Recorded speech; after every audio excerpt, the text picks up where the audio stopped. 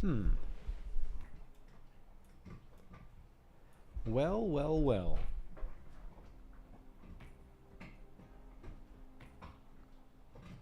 Well, well, well.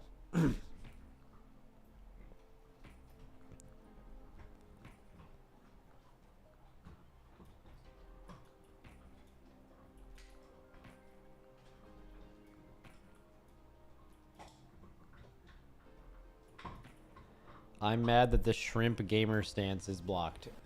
Wait, where's JB on here?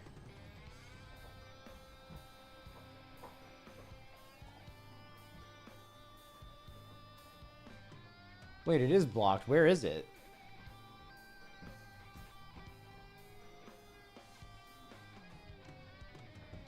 Oh yeah. That's crazy. That's such a good picture too. Underneath the severed threads feed. Yeah. Dude, last race was crazy. I feel like last race to World First, there was so much drama. Well, okay, there was so much drama, but also there wasn't, right? Because, like, if you think about it, like, almost every race ever has had some kind of drama in the way that it ends. You know? Like, if we ever win, no matter what, EU's mad because they don't understand how the release difference works. Or in some cases, it's actually been kind of ambiguous, and there was a reason to be upset. So there's always that. But then that didn't that didn't even happen last time. Like, there was no way you could have argued anything. But it was still just, like, crazy dramatic because of the bans before the race. Because I truly think the fired up thing was, like, purely a result of the way that Method and Echo players and Method and Echo fans felt after the bans. They felt singled out. Like, for example, if the fired up thing happened in any normal race, it would have been a complete afterthought. No one cares because stuff like that happens all the time. It was just purely a reaction to the other thing. Oh yeah, let's go live. Plus the Sneak.Lewis shit coming out between the races had people mad from the start. Yeah, people. I don't know how many people were mad. I was mad. I'm still mad about that shit. Like, it hasn't been resolved at all. It's not like there's any closure from that. Like, Echo fundamentally doesn't think they cheated. We definitely think they did. And then Blizzard never addressed it or did anything about it. I don't really know how... I don't know how that could ever really be resolved.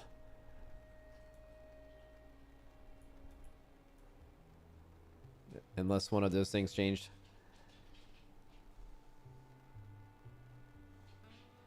Will Max talk about the Dorky and Pete drama?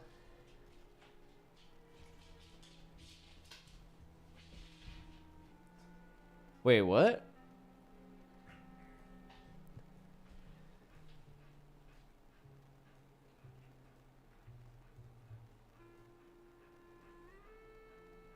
I actually don't know anything about it. That's not good. I don't... Is that a thing? I really like... Are the cats fighting? I guess that is what cats do. But, damn, that makes me really sad because I like both of them a lot. Wait, is there actually weird shit?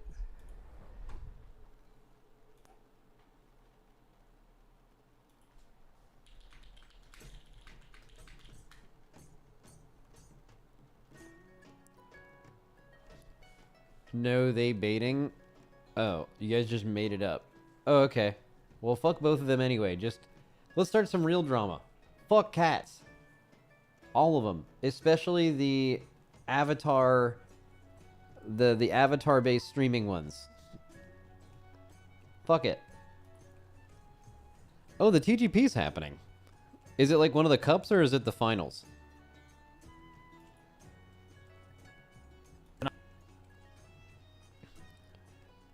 It's the finals? Oh, shit. Is it interesting?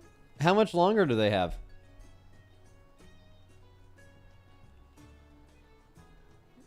It's a total blowout, not worth. Who's blowing?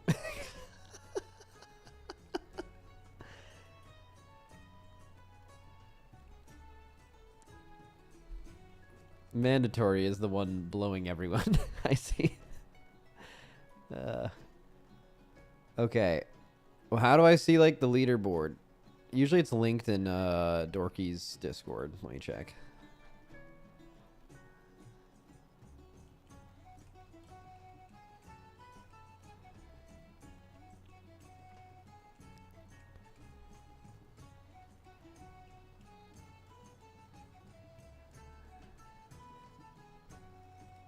One night. Where can I see the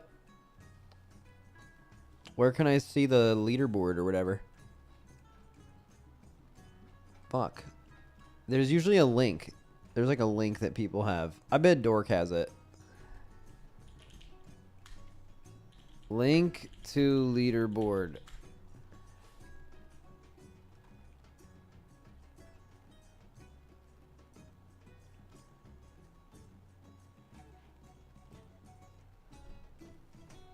I'm sure he has it.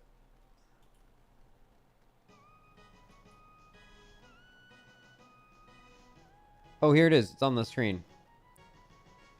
Okay, so streamerzone.gg, which, who the fuck is that? Okay, they... What a name.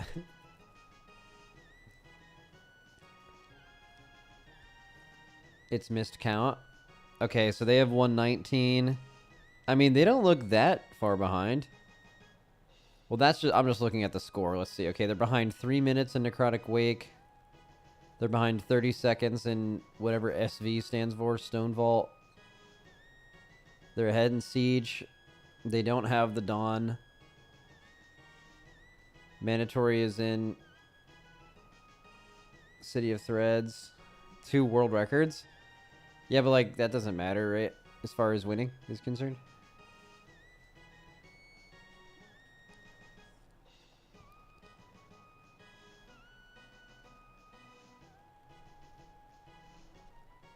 Wait, Dork messaged me. Oh, he hit me. Oh, wait.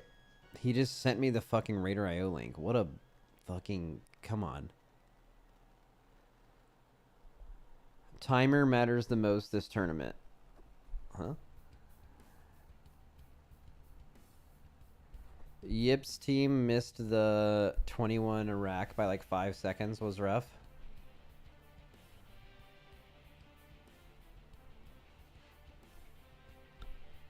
Unfortunate.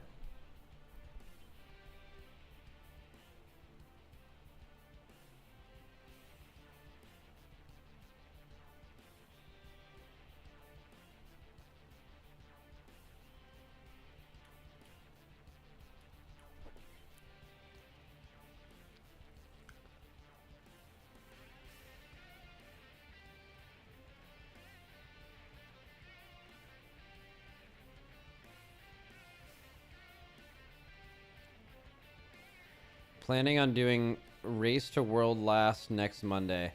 So, someone help me with this. Last time we had this go on, Dorky wants to stream together.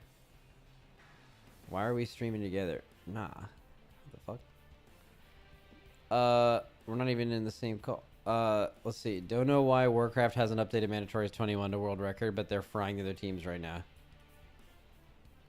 I don't think the world records are relevant, right?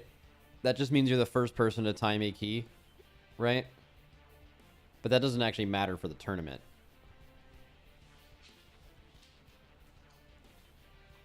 Unless world record is timer. Fastest and or first. World record is timer.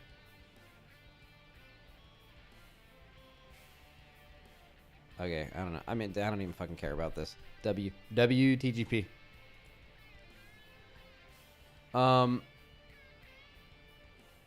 Let's see. Race World Last isn't next Monday. It's the Monday before the new patch. That's what I thought. But isn't that weird? Isn't it weird that you can get cutting edge the first week of a new patch and it's not the first season?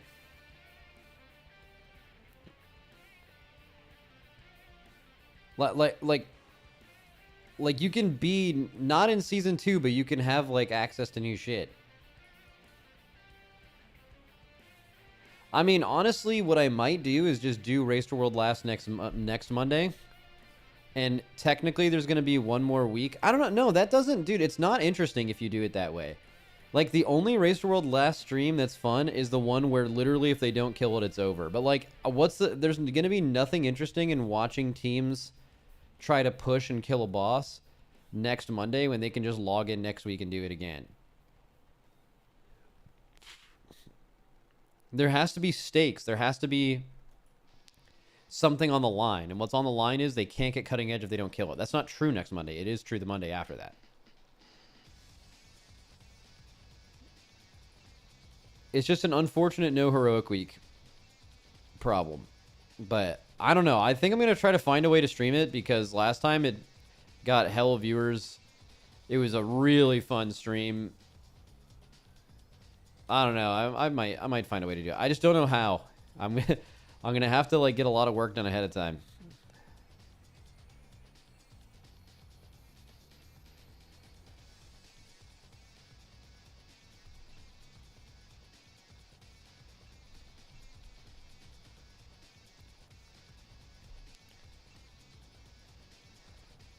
What day do the players fly to summer camp Liquid? I mean, it's been the same for multiple tiers. It's like they fly in the day before, or like the Friday before Tuesday, and then the Europeans are usually here on like the Friday before, and the NA players are here like the Saturday before.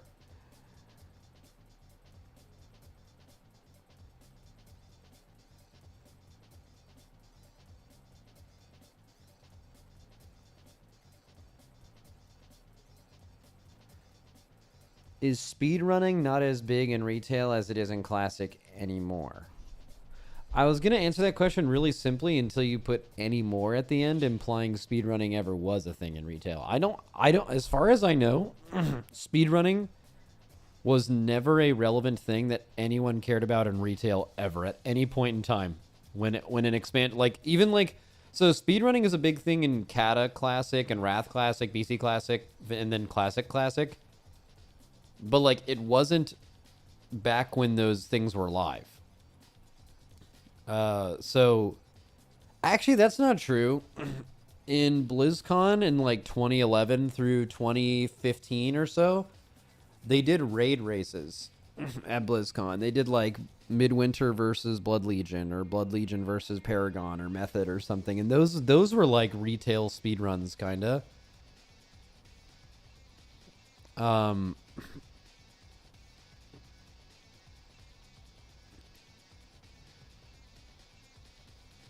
I think there's one reason why, like, I don't think there's an appetite for speedruns in retail because the Race to World First exists. Like, the Race to World First is kind of the ultimate speedrun. It's like an impossible task that takes weeks to do, and, like, you can lock in the whole time and watch it.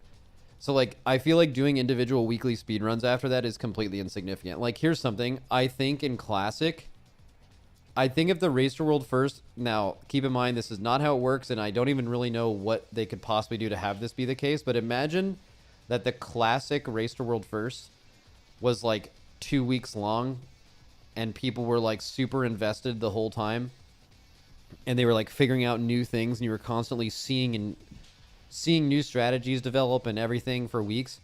I don't think Classic would have a speedrunning community either. I think, this is my opinion, I think the speedrunning that exists in Classic exists basically because of the lack of an actual, like, really huge Race to World First thing. That's just a guess, though. Because I don't really know why it wouldn't exist in retail like it does in Classic, except for the fact that retail has this, like, big thing. And Classic's Race to World First is basically a glorified speedrun. It's like an hour or two.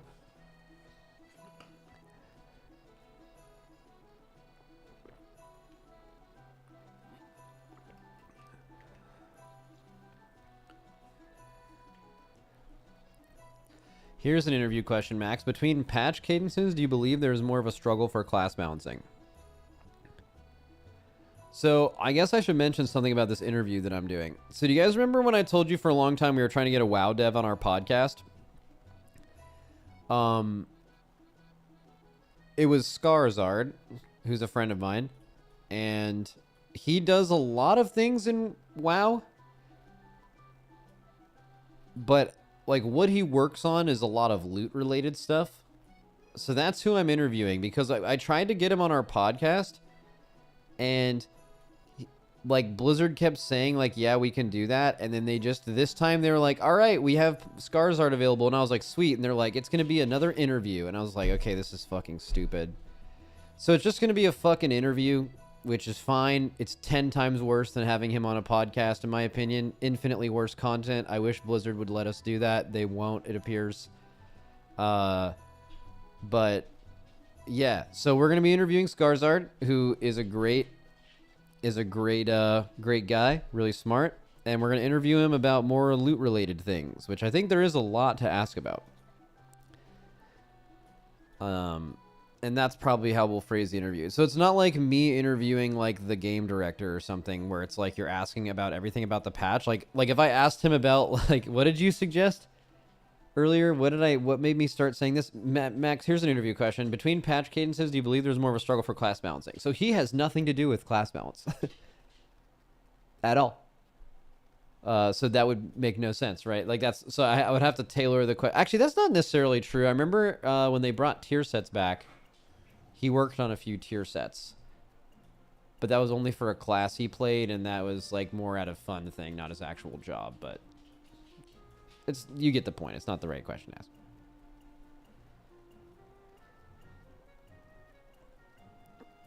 ask. Fuck yeah. How does he plan on handling Spy Masters?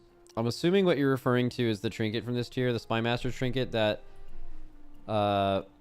anytime there's trinkets like that that are so good at a specific thing, you're afraid that they're going to be good in a new patch. Because, like, even if they nerf it, it still might not be the best trinket for, like, the overall fight, but it might be specifically the best trinket in a specific phase, or burning a specific ad, or killing an ad set or something. And how do they deal with that? And I don't really need to explain to you what they're going to do. Like, they've done this with, like, every trinket that's been like this for the past, like, 5 years. They just nerf the absolute fuck out of it when the patch comes live. Like basically, if it gets on their radar that a trinket is going to be BIS going into a patch that's from an old season, they usually send that trinket to the Shadow Realm. They don't even make it kind of good. Like, it will just get completely annihilated. So that's the answer to that question. Also, I can tell you that we usually send some information to Blizzard before races about class tuning, things that we feel like are kind of out of place, specific bugs in classes, stuff like that. Big write-up. And in that, we're not done with sending them that yet. But in that, we definitely mentioned that Transmitter and Spy Masters were currently really good for some classes, and they acknowledge that. So it will not... It would probably get taken care of even without us saying it, but it probably increases the likelihood that it would get taken care of.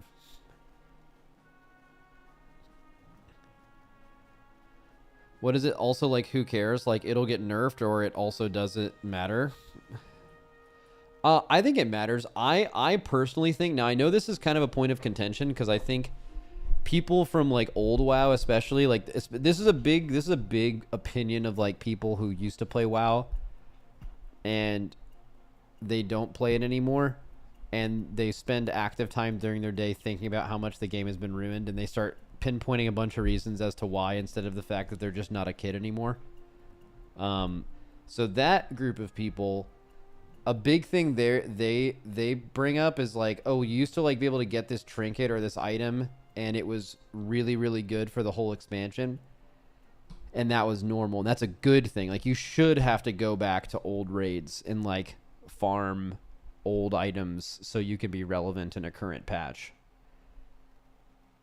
I'm going to be honest, man. I've thought about this a lot. I think that's a terrible take. I think that's horrible. Like, if anyone comes... Because, like, WoW has always been a seasonal game, but for the past, like, 8 years or so, they've been calling them seasons. 6 years or so. Like, a lot of people, like, play the beginning of patches and then don't, and then they play the beginning of patches again. It goes like this. So imagine you're, like, all of these fucking people that didn't play the previous patch and are playing this new one, or came back, and people are like, all right, yeah, you need to go start running these old raids. Or worst case scenario, you need to run this old dungeon. Oh wait, that doesn't exist anymore. You can't do that dungeon on Mythic Plus anymore. I think it totally makes sense that Blizzard makes old items not relevant in a season. Like, very strongly think that that is a bad thing for their current game.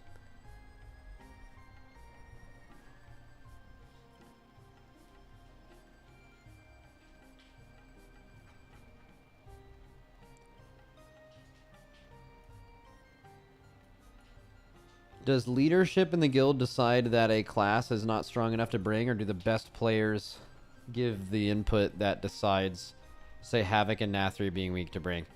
It's it's not, I mean, leadership and then me has the final decision on something like that. But like, it almost never comes to a final decision. Like, a final decision would only need to be made if like there's an equal amount of people on both sides who feel some way about something.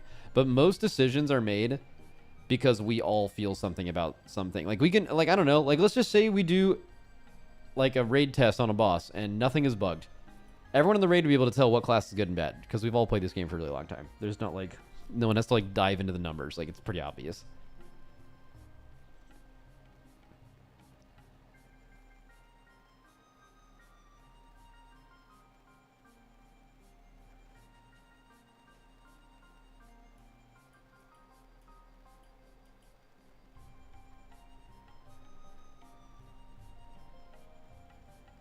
Maybe they should make some new trinkets good so eye level difference matters. Isn't it good item design then nerfing the old? No. Because like the way they designed some trinkets is they're not maybe going to be good all the time, but they're good at a very, very specific thing. Like the best example of this is Ink Pod and Coral. So if you guys remember, Coral was a trinket back in the Ashara raid, Eternal Palace, that made it so it would like stack up a dot on your main target, and then whenever you actually did the on use of the trinket, it would consume the amount of dots stacks you had to give you a crit buff. Now, if you waited on that the whole fight, was not always the right thing to do. You could get basically 100% crit. And then you paired that with a trinket called Ink Pod. And what Ink Pod did was it stored up a dot on the boss the whole time, but it did 0 damage until it hit 30%. And then once it hit 30%, it would all pop and do damage. So it was a crazy execute trinket. It would basically be completely useless for the first 70% of a fight on like a single target boss, but then on 30%, it would just be like insane. So think about these two trinkets alone. They're not, in a lot of cases, they weren't best in slot.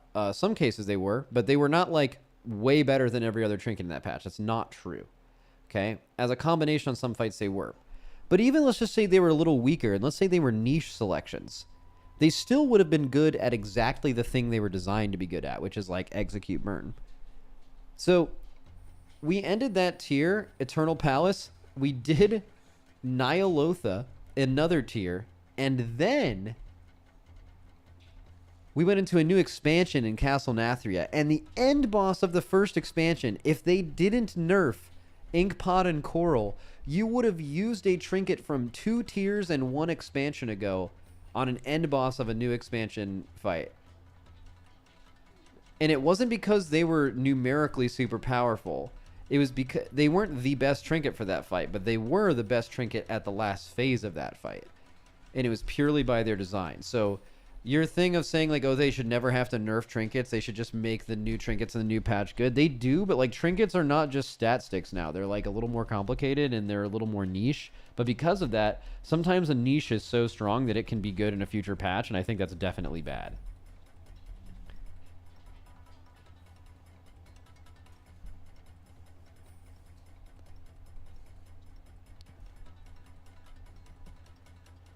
Max, can you ask about the DK raid buff and the fact that nothing in the raid is grippable, since they consider that our buff? Is nothing in the raid grippable?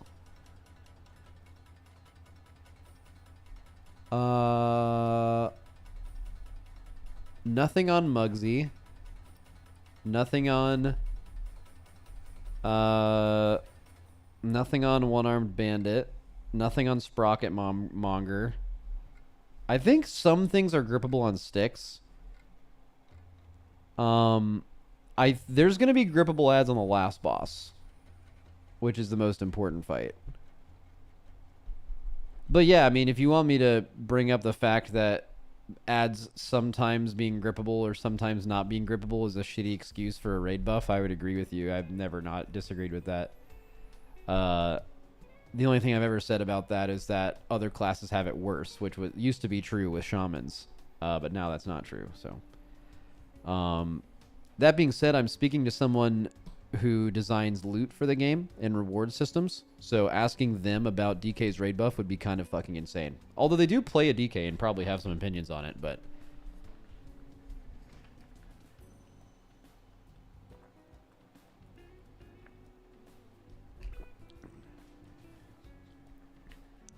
DK had AMZ until you hired a hitman to take it out.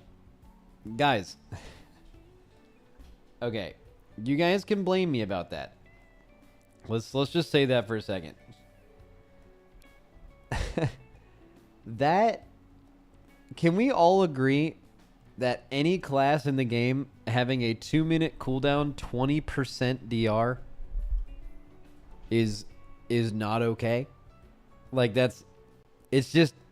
It's unfortunate that you had it and then had to get taken away, but it's just simply not okay. It's not balanced. It's not cool.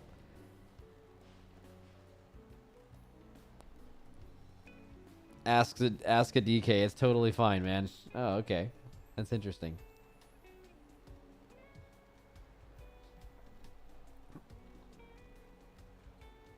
I mean, how would you feel if another melee got a 2-minute 20% DR and there was 4 of them brought to every raid for this foreseeable future, regardless of balance, and you never had a raid spot? Because that's exactly what would have happened to the rest of the melee forever until they changed that. I don't think they should have nerfed it as much as they did. But also, I feel like AMZ is in a pretty okay spot. Like, unless you're like, it's not as good as it was before, which is definitely true. But like, I also think that like when you bring an AMZ, like it definitely matters. AMZ's nice. AMZ's really good in like dungeons too. How about asking their mindset for balancing limited loot very rare with guaranteed drops and how their mindset has changed in Shadowlands? That's a great question. I'm sure that will be asked, yeah. As far as I know, I don't know if Skarzard was the brainchild behind very rare as a concept. I'm pretty sure he was. Actually, I don't think usually the devs there don't ever like take credit for any specific thing because a lot of people work on it, but obviously things were people's ideas at some point, but ask them to stop dropping double glaives in my raid. Yeah, man. Ask him why Valor Stones exist. Ooh, that might be a good question. I don't know if he has anything to do with Valor Stones, but maybe.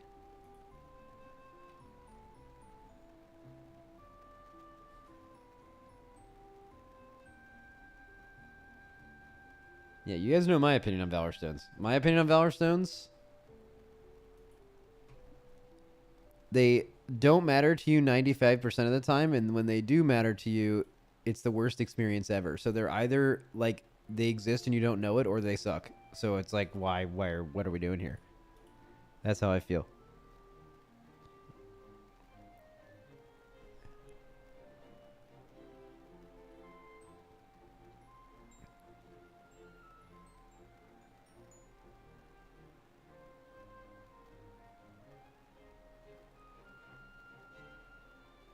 Can you ask about what their goal is for delves going forward? Are they happy with the new changes? I mean, yeah, probably, because they just designed them right. It's kind of rough, even though it's a cutting-edge DK, because we still bring no raid buff. Trying to join a new cutting-edge guild to raid and with my warrior friend. All right, let's do the raid buff thing again. Let me open up a little Google sheet here. My raid buff sheet. That also includes your all's tier predictions for last raid, I believe. What is the name of the sheet? I think it's called No. It is called No. Okay. So here were the raid buffs in BFA. Now we include DK in this.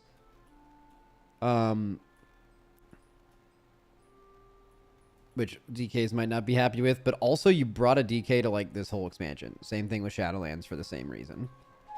So regardless of like whether something puts you in the raid or not, like officially, like in quotes, like this makes sure you're in the raid. It did for like 4 or 5 years, so you don't even have to ask a question.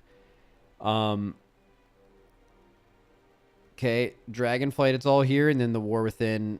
I think they removed the second Paladin buff.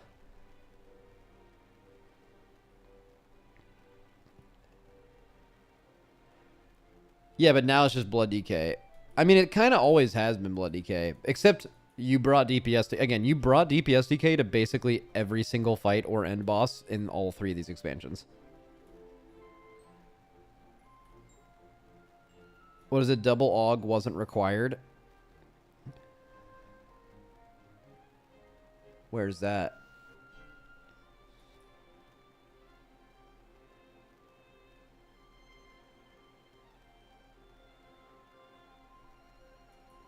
I mean, I guess what, last raid you didn't play double AUG?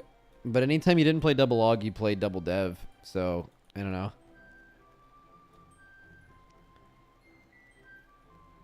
So how did your cleaner turn on your stream? Well, on my streaming PC, there's a mouse for it on my desk. It's this one. And I guess I left my OBS on. And she was cleaning my PC, and while cleaning my setup, I guess she moved this mouse around and then clicked it while cleaning it, and it hit the start streaming button. This is the second time this has happened as well. You didn't play double AUG because Dev caught a massive buff mid-raid. Nothing got buffed mid-raid. AUG was just kind of underpowered, and Dev was just like the best class in the game, so for the raid. I don't believe that story for 1 second. What? What do you mean? What's I feel like that's the most logical thing that could have happened. What's the alternative? You thought that she turned the stream on purpose just to loudly vacuum the room in front of like 1,000 people before I turned it off? Most people, that they probably don't want anything to do with that. That sounds terrible.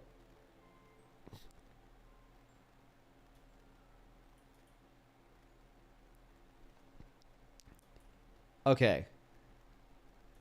So if you look at these raid buffs, I guess they're like not all built the same. It's like DH, but even Blood like isn't true. Like you didn't. It's weird. Like it's weird that you could have. You put DK on all these things. And then you're like, well, you don't really need a DK, but you just brought one to every boss for these whole expansions. But that could not be true at some point. They're just often tuned really well. But I put Blood here, and the only reason I put Blood was basically just to point out that, like, anytime you need a DK and they're not tuned really well for specifically grip purposes, one spec of DK is twice as good as the other ones for bringing, in quotes, your raid buff, which doesn't make any sense. You know, that's like saying, like, okay, we'll let you bring Power Word Fortitude, but if you bring specifically a Holy Priest, not a Disc Priest and not a Shadow Priest, instead of getting whatever it is, like 6% health or 8% health, you just get 15. Because that's probably the difference in gripping capabilities between Blood and DPS DKs. So, like, what are we doing, right? Why does that exist?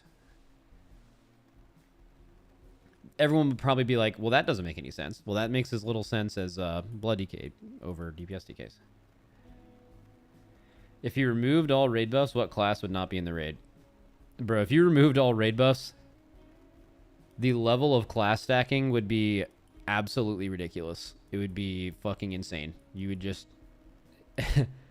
I honestly don't even know the levels because we've never been as optimized as we are now in the Race to World First. But like if they didn't have raid buffs, you would see like probably like only like five classes in the raid, maybe something like that.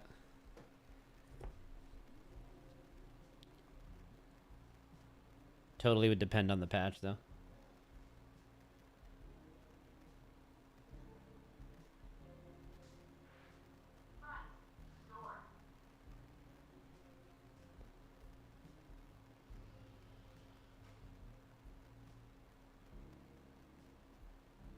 Hunter could also be benched. If high health damage doesn't matter. Eh. Yeah, but that's not really how a lot of fights work. I was trying to think what boss you wouldn't bring the current hunter buff to over the last like 5 or 6 years. And I think you would have brought hunter to every single relevant boss except for maybe Castle Denathrius,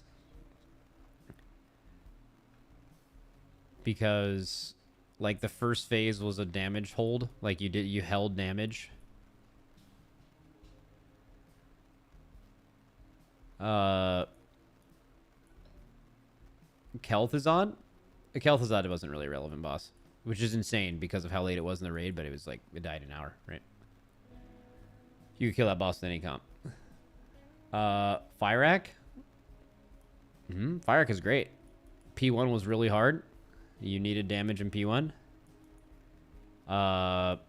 And also you could just press Hunter's Mark as soon as those big ads spawned, and it was worth a lot of damage because they had a lot of HP.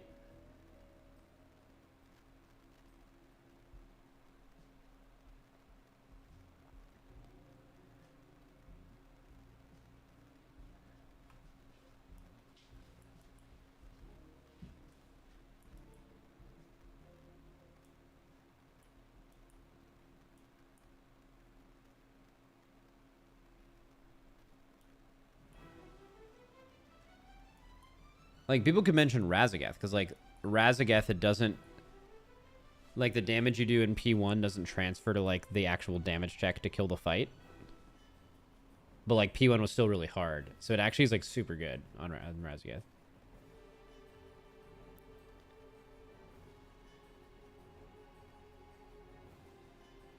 Yeah, I don't know.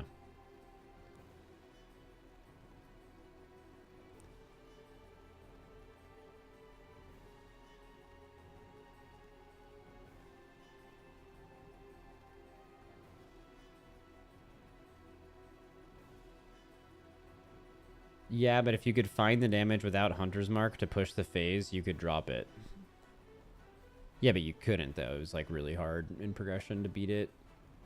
Like, you know how much value Hunter's Mark has in a phase that's, like, 100 to 66? It's, like, like, Hunter's your top damage in that phase. Hunter would have to be terrible to not be your best damage in that phase.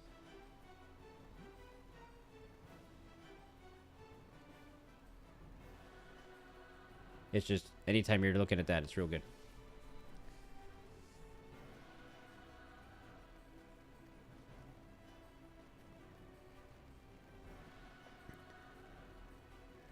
Will you ever start making your own tier list so people can follow them like the Bible? No, not as long as I'm doing the race.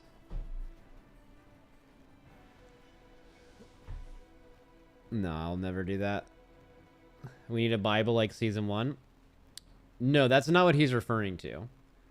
So what I did in season 1 and what I've done for the past few seasons is I do a stream where I talk to a bunch of different people and I have them talk about their class, what it's good at, what it's bad at, how it's different. And then I have them rank it on a tier list. So, like, instead of one person making a tier list, it's like 30 plus people individually, like, ranking their own thing. So it's like the tier list part of it is completely inaccurate, and that's kind of the point. It doesn't matter. It's purely just to talk about the classes. What he's asking for is, when will you make one? Like, when will I, like, a patch goes live and I will tell you my opinion on what will be good and bad. There's a reason I will never do that, and that's because it would just be giving information away to opponents. You would never do that. But that would be, if I ever wasn't doing the race, I would do that, I guess. But also I wouldn't know. If I ever wasn't doing the race, I wouldn't know what's good. Because you know what's good because of the preparation for the race. And why the fuck would I do that if I wasn't doing it?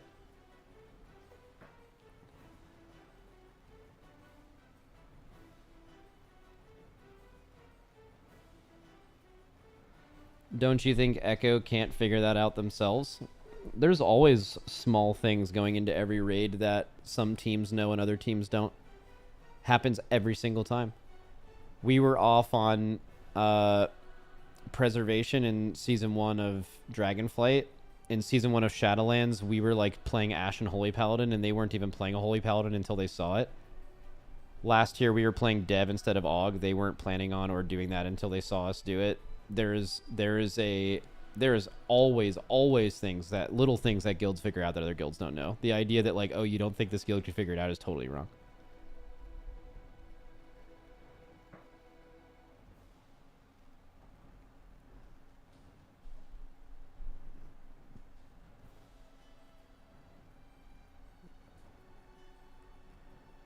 You're also kind of missing the point too. Like, oh, why not just make a tier list of what you think is good? Haha, you don't think Echo knows? But it's like, even if they do or don't, why would you ever even take the chance? There's never, like, competitively, that makes no sense.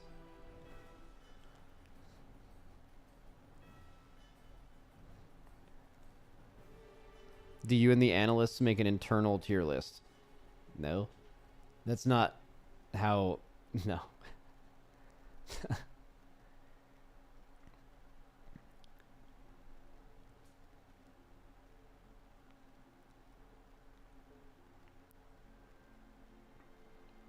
Are you saying with like 40 plus people with access to the sheets it won't get leaked?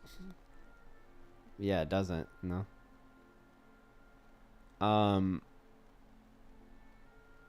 I mean, we've leaked a comp before, but it was me. It was me going live after a day of testing, and I had my Firefox like minimized, and I was like, all right guys, let's like check Wowhead for the day, and I just pulled up my screen, and it was just a spreadsheet, and it just literally said like current, it had the description of the comp was current best comp. So I couldn't even like make up that it was something else. It was just current best comp, and it was exactly what we thought the current best comp was. And that was luckily, it was like 2 months before Raid came out, so like it was completely outdated and it wasn't anything relevant to like the actual race. But yeah, that I felt pretty stupid about that.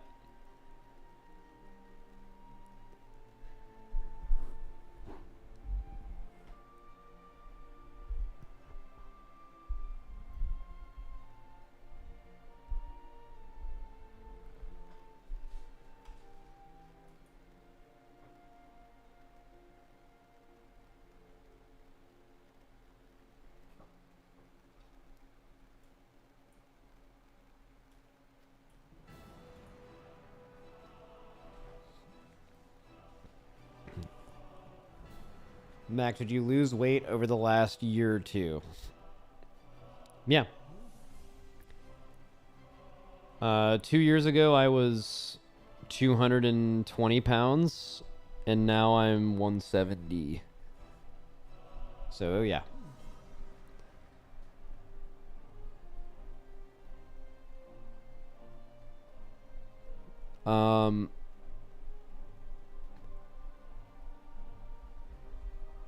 Oh, do you think there's a solution to the time difference? Oh, God. How long have I been streaming? Okay. A little longer. How did you lose weight? I play ice hockey once or twice every single day for a year. So I burn like 1,500 calories a day.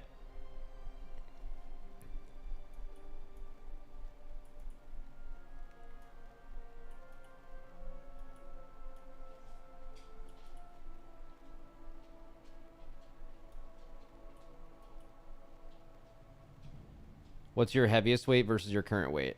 That's what it was. I've only ever been 220, and I'm currently 170. So about that, I think. I don't think I've been lighter than 170 since I was in like college. Like, do you guys remember that first time? I don't know if any of you guys are like me, but here was my journey. Like, as a kid, I could eat so much food, and I was like a string bean. Like Asmongold tier. I could like just eat infinite food and never gain a single pound of weight. And then like my first year of college, I was just slamming some triple steak stacks from Taco Bell, if you guys remember those. And then I just gained so much weight so fast, and I was like, wait, I can't fucking do that anymore. and then I just had to fucking change the way I ate, I guess. And then like you just gain some weight over time. But like I haven't been lighter than 170 in a long time.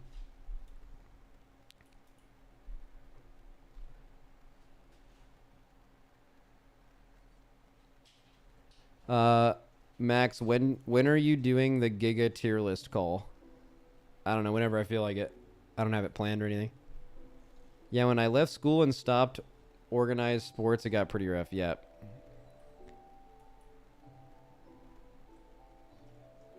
Oh, another thing about me playing hockey a lot too is I also ate the exact same thing every day for a very long time. I don't mean literally the same meals, but I ate the exact amount of carbs, fat, and protein every day for like 6 months. So that also, because like a lot of people will know you can like exercise a lot, but if you eat like shit, you're just gonna get 0 results.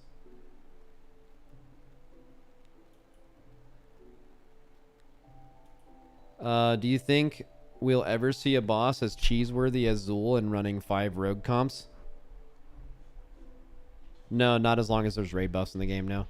Plus, not to mention, okay, there's only one class in the game that can do something as impactful as rogues were on Zool, and it's for a very specific niche.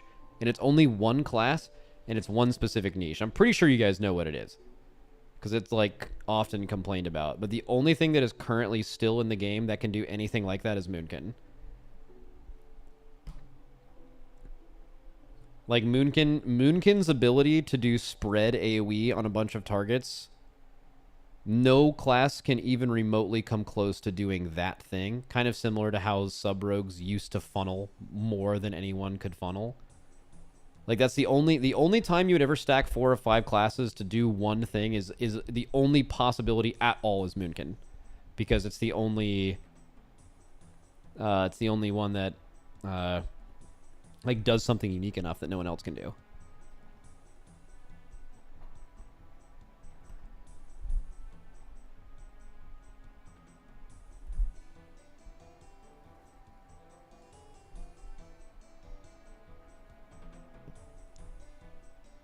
This list is pure raid. No, this is a raid buff list. This is like the raid buffs you need in your raid. It's just, basically the point of this spreadsheet is just to show you how many raid spots you have available to even be creative, which in this expansion is 6.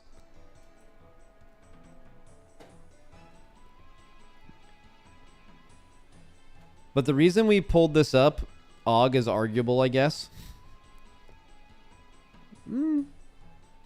Not really. Right? Like, 2 AUG would have been BIS last raid if you weren't playing specifically Dev Evoker. Well, surely you could be fine with 1. If you're playing 1, you should play 2.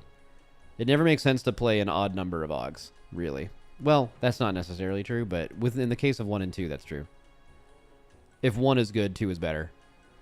If 1 isn't good, 2 is bad. Why is DH so important? Chaos Brand. Double Dev again. You're reading too much into this list. This is a general, like, raid buff thing.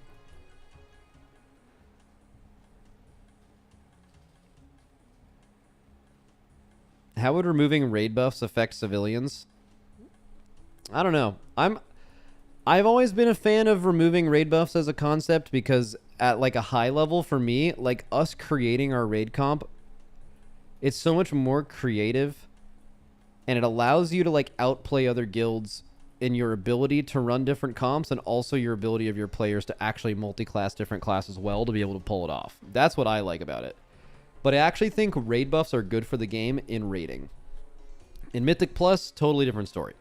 Mythic Plus, I think they could remove raid buffs and it would be a good thing for Mythic Plus. I actually don't think it would be a good thing for Mythic raiding. I think the fact that every guild knows you basically want at least one of each spec for recruiting purposes is a very healthy thing for the game and keeping guilds alive. I think it's very good.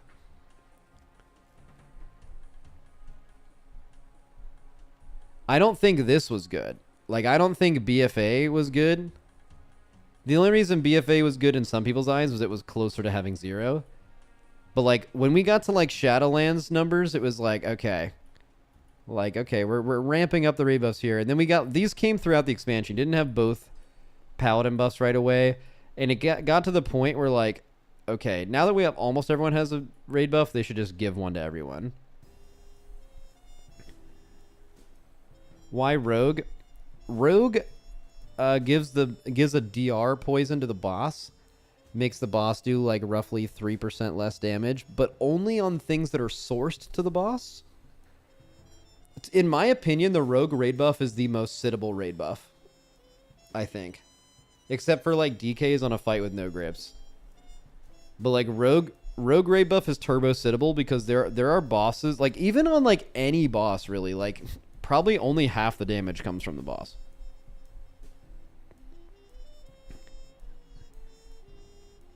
I'm still mad at you for making Blizzard remove Red Aura. I think Red Aura should have been removed. Why the fuck does any class have 2 raid buffs? Doesn't make any sense. It's bad. The only reason you're mad is because you happen to be the class that had 2. But if like you're looking at it from the health of the overall game, it's absolutely fucking stupid that anyone has 2 raid buffs. It's dumb. You should have removed it. Get mad. Stay mad.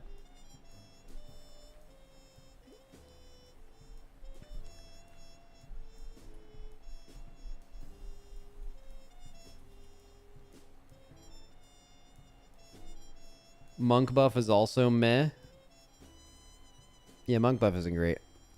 Monk buff is monk buff used to be insane. Like monk buff was probably the single best raid buff in Dragonflight. They gave you 5% fizz damage. They gave you 8% increased healing taken and 4% avoidance. That wasn't really avoidance, which means it didn't DR with actual avoidance. It was like extra.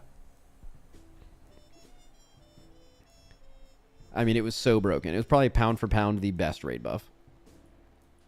Not the best dungeon raid buff, but the best raid buff. Best raid buff. But now it sucks. They removed the 2 things that made it good. Oh, it's still worth it, though. Definitely still worth it.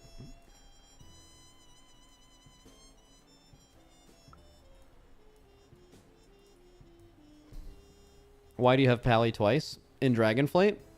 Because you needed 2 paladins. The first one brought Devotion Aura, the second one brought Red Aura. They were both irreplaceably great buffs. You needed both of them.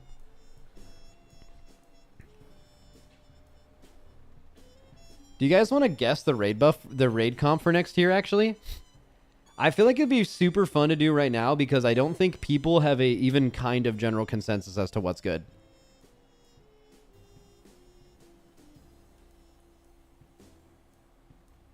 That kind of sounds fun. That sounds fun to me. And then we can let you guys update it at some point.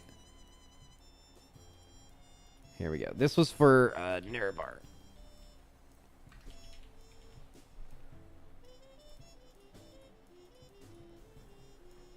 All right, let's do a new one, chat.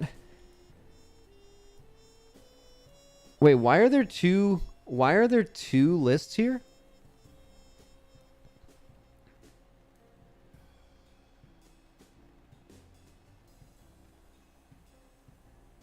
Oh no, I think the first list was what you guys guessed. And I think the second list is what we actually played for most of the rate, maybe? I don't actually remember. Oh, okay. One was the initial guess, and apparently in the second one was like an updated. I allowed you guys to update it. All right, well, do you guys want to go back and rank it? Because I feel like you guys actually did pretty fucking good. Now, I gave you guys a huge benefit of the doubt. Or, sorry, I saved you guys. Because you guys did not vote for Evoker. You guys specifically said AUG. And I said, are you sure you guys want to vote AUG? Because you can just say Evoker and it will count for Dev and AUG. And you guys were like, it doesn't matter. You're only going to play AUG in today's game. That's what you sound like, by the way. and I fucking saved you. I fucking saved you all.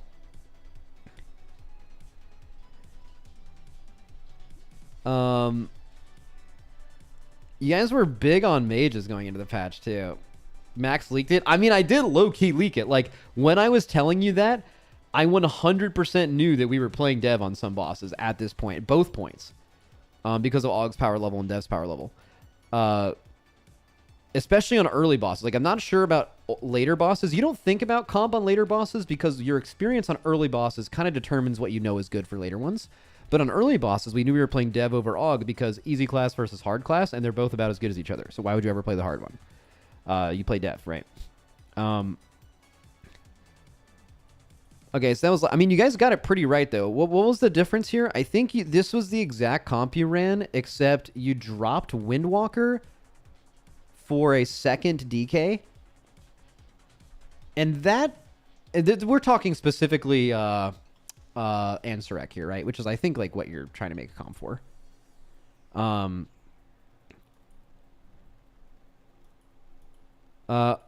And you could have definitely played a Windwalker instead of a second Frosty Can Ansurek, by the way. It would have been, like, just as good. So we were wrong about Windwalker. And then I think you dropped second Mage for... Wait, first of all, did you guys get the healer comp completely right? No, you didn't. You got the healer comp wrong, right? So let's do actual. So this was the chat list. Let's do merge these cells, go like that. All right, so this was the chat list. Actually, let's just make this nice and easy to look at, just for future. Let's future-proof it. Okay, so unmerge these cells, and we'll do this as 3 weeks pre-raid, 1 week pre-raid. Oh, what's happening? I was just trying to make these a little wider. You feel me? Trying to make this shit fucking wide. You dig? A little wider. Okay, so let's look at actual. Okay, so not doing the best at design here, but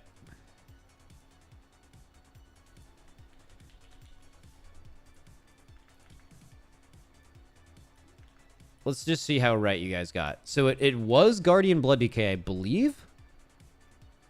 You guys were oversold on Resto Druid, but you did correctly get Preservation right. Was it Brewmaster? Oh yeah, it was Brewmaster because he didn't play Windwalker. Oh, no, not over Guardian, though. Although it is weird. Like, I think saying you guys got it wrong by saying... Like, for example, other guilds didn't play Guardian. Right? Didn't Method, Echo, and Liquid all have different tank comps? I think that's true. So, like, saying that you're wrong for thinking it was Guardian Blood Decay... Wait, did any guild play Guardian Blood Decay? Wait a second. I think you guys might have picked the only tank comp that people didn't play. Wait a second. I think that actually is true. Let me see.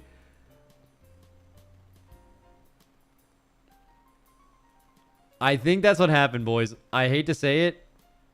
So we played Guardian Brewmaster. Echo played Guardian or Brewmaster Prop Paladin. And Method played Blood Decay and what? Blood Decay. Dude, chat. Chat.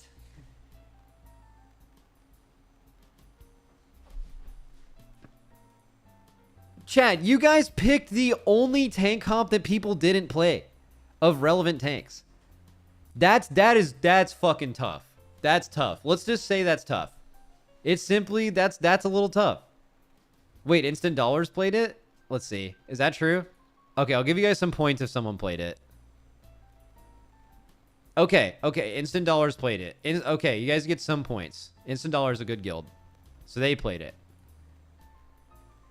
Because the reason I'm saying... Because, like, sometimes going into a tier, everyone does play the same healer comp, and there is a consensus best tank comp. But this tier was unique where there was multiple viable tank comps. I think we had the best one. A little biased. We won by a lot, but also that was not because of our tank comp. I think Guardian was the play because Guardian was pretty good on the fight. They're not a good tank, but they were good on that fight because Resto Druid and DPS Druid was unplayably dog shit. The other guilds chose to play unplayably dog shit DPS to play a better tank class. That was also better for the fight, too.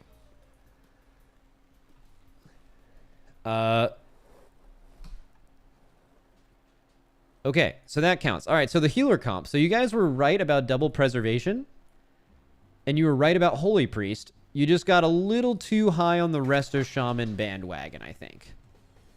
All right, let's look at DPS. So there's a few different DPS comps with a lot of similar trends. I think every guild played, as far as I know, every guild played two By the way, we're not going to equally look at everyone's comp because we fucking won. So we're going to use ours. But there was a... Which is also going to help you guys because you didn't choose any Druid DPS, which was the correct choice. So we did play one Warrior. Or, sorry, one Rogue. That's correct. We did play 2 Warriors. We did play 1 Demon Hunter. Although we did think about playing 2. So if I were to... And I don't know if our comp was bad or like could have been changed in any way. But one thing I think you could have done is maybe swap your second Warrior for either a Windwalker or a second Demon Hunter. It would have made the AoE a little harder, but I think it would have been a little bit more boss damage. But looking at the way we killed the boss, we absolutely smoked the boss. And having consistency on AoE, I think, was really good for progression to kill it really fast. So, I'm thinking that was the right play, but like, let's just leave that there. So DH, there's no Windwalker, and we played a Ret Paladin, because we wanted some extra help for roots, and also Ret was pretty good on the fight. I don't know if that was the best play. I mean, Ret did good. I don't know. Maybe you could have... I don't know. Ret was pretty fucking good on that fight. Okay, so we played 1 Enhance. And the rest of it you guys got exactly right. Because I made you put Evoker instead of Og, even though you just wanted to put Og. You little fucking rats. And then you guys put 3 Mages. And what did you get wrong about 3 Mages? So what was the class that we brought instead of Mage? We brought 2 Mages. You were right about that. It was second DK. Yeah, okay.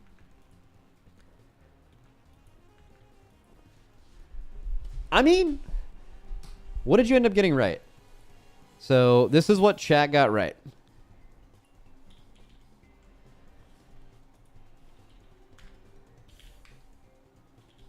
What chat got right. I'll give you a 1. Do we give you a 2 for the tank comp? Because someone technically ran Guardian Blood DK? No? Okay, I like that you guys aren't taking any free points. I like that shit. I like that shit. All right, you get 2, 3, 4, 5, 6, 7, 8, 9, 10, 11, 12, 13, 14, 15, 16. So you got 16 right out of 20. That's pretty good. That's pretty good, except... Remember the point of this sheet? Like, how many buffs are in the War Within? 14. Admittedly, about half of these you don't really know where they're coming from. Like, Priest could be DPS or healer. Paladin could be DPS tank or healer. Monk could be DPS tank or healer. Like, some of them are tricky, but, like... We could... I don't know if we're going to do it, but we could subtract, like, the first Warlock and the first Mage shouldn't count. The first Hunter shouldn't count. Right? Like, the Rogue probably shouldn't count. The first Warrior shouldn't count. The DH shouldn't count. But, like, I think Holy Priest should count. We're not going to deduct points here. I'm just saying... I don't even know why I'm trying to make y'all feel bad. You guys did fine. But there's a lot of free points in there. But, yeah, okay. So you got 16 right.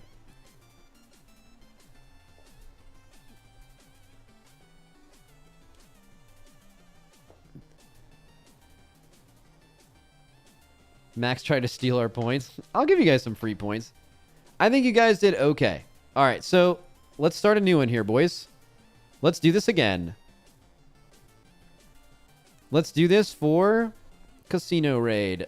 What's this thing called? What's the raid called? Liberation of Undermine?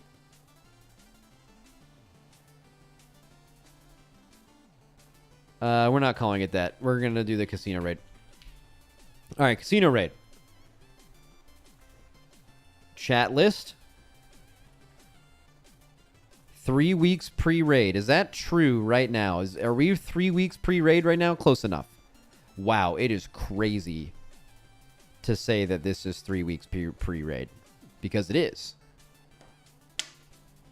But that's insane. Because...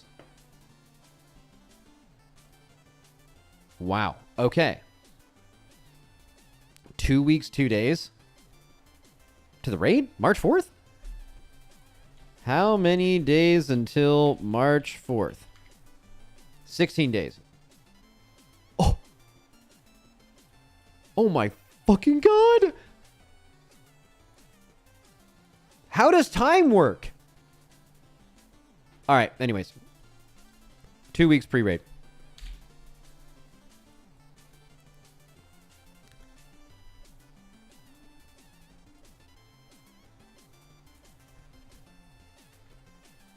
All right, let's remove all of this, chat.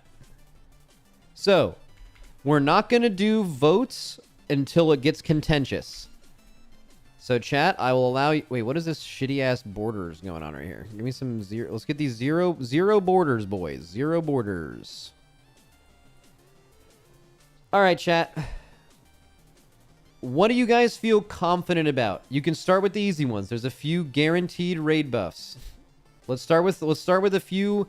They can only be DPS, but you need the raid buffs. All right, I'm seeing a lot of mage. All right, guys, but you guys are saying Havoc DH, but before you say Havoc, remember, there is a tank option to where you wouldn't play Havoc, but in Mage, there is not one. So let's all safely say, now, is it possible that Mage would ever be so bad that you wouldn't bring it even because of its raid buff? It seems like the answer to that is no, but... Like, we almost didn't bring Warlock for a few bosses last tier, so, like, it's certainly possible, and Warlock's raid buff is every bit as good as Mage's. That's I would say that's true, it's pretty close. Okay, so Mage. Any other Mage, Lock, Hunter, lock it in. Okay. So Mage and Lock are locked in. Let's talk about Hunter. So what do you guys know about the last fight? Because the last fight determines a lot of this. Do you guys think Hunter is, like, a safe enough raid buff to just lock it in no matter what? You don't need any more information? You know nothing? Does he start below 85%? There's a lot you don't know. There's some... Well, actually, I probably shouldn't even talk about it. Like, I'm not even saying, like, I know some secret shit. I'm just saying, like... There's literally no good that could potential. The potential that Bubba ats me and is like, what the fuck are you talking about on stream right now? Because I'm just talking about things that I think everyone knows, but then like somehow they don't. And then I don't want to get yelled at by Bubba. I don't want to do it. And he loves to yell. Okay, so let's do the other ones. Let's see.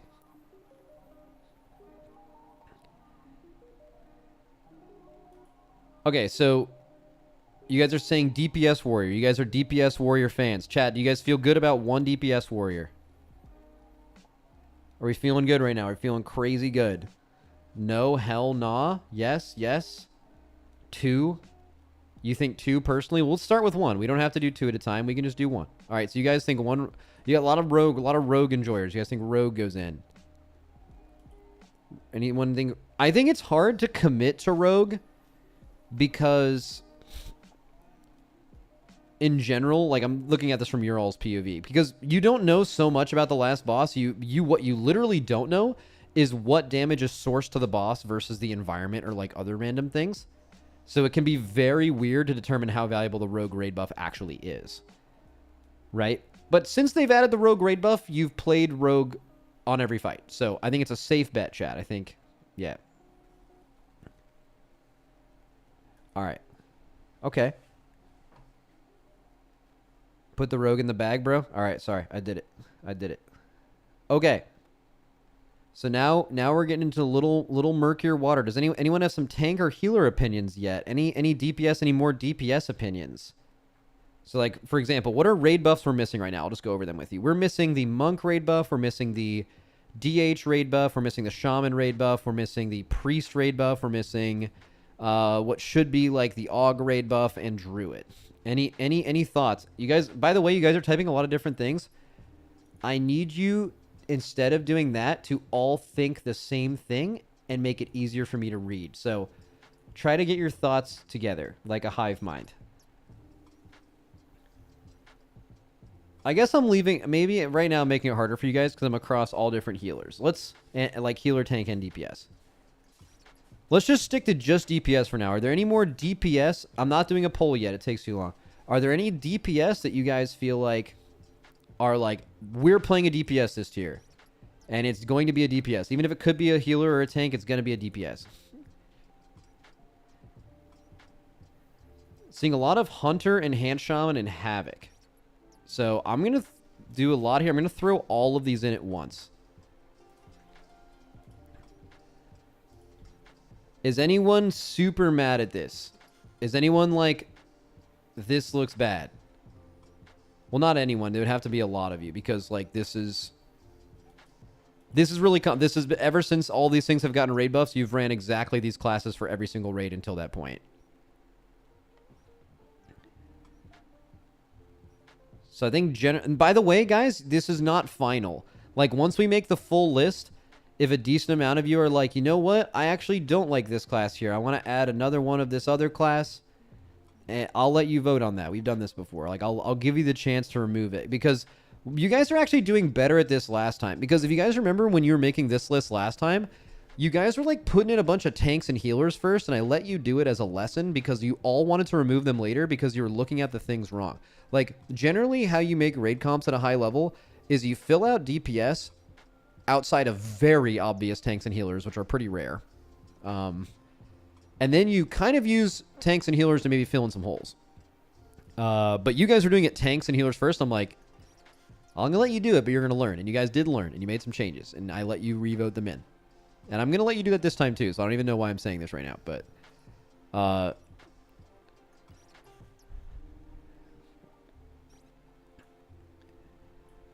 is there a world where you would run Vengeance Demon Hunter and a Havoc? Yeah, there's a world. I don't think it's ever been done. I think literally in the Race World First, you have never played Havoc and Vengeance together. Fat Shark, yes, did this in Nyalotha. They were like the only tank to play, the only guild to play a Vengeance Demon Hunter tank. Funny story, it was Scott as well. That was the last year Scott was in Fat Shark, yes. And they played a Havoc. But that was a really long time ago. And really rare. And only one guild did it. So, all right, anyone else? Any DPS like you're sure about it?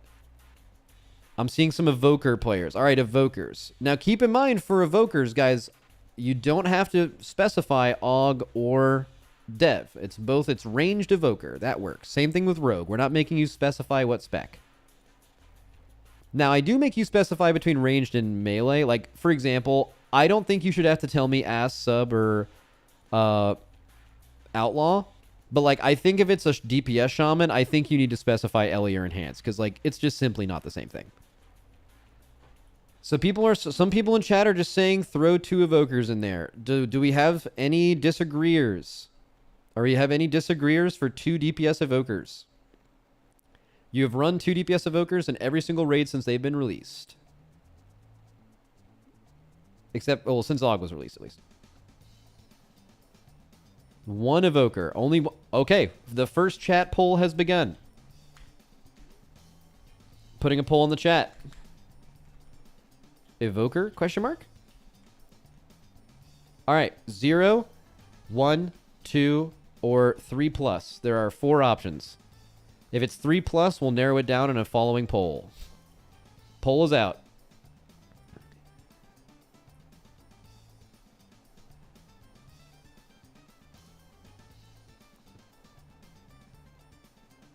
All right, looks like 2 is winning in a landslide. I'll give it a few more seconds to see if some late agreeers are in there. Okay, looks like it's 2. All right, we're cool with that.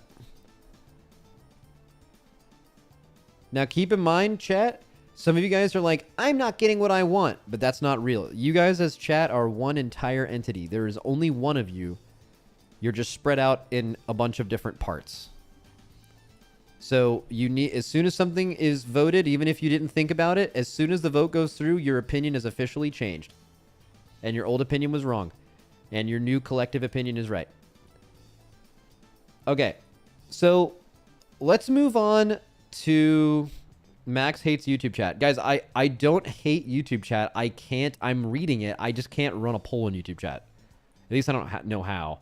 I guess I could do a straw poll and link it in both. That's too much work. If you guys want to specifically vote on these polls, YouTube chat, you can watch on YouTube. Just open a Twitch chat so you can like actually vote in the poll. But you can have the stream paused. You don't have to watch it or anything. But also don't have it paused because if all of you just... Okay, think about this. All right, guys, I have an idea, and you have to do it no matter what it is. Okay? Yes or no?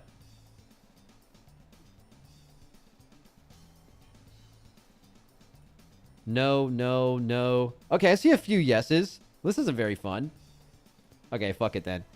I was going to suggest, and I'm sure none of you guessed this, that all of you should watch on both platforms at once so I get double the ad revenue. Because even if you have Turbo and Premium, I still get money for the ads that would have played for you. I'm kind of making that up because I think it's true on one platform and not the other, but let's pretend it's true for both. Just fucking open that shit up, you know what I mean? Just give me money, you know what I mean?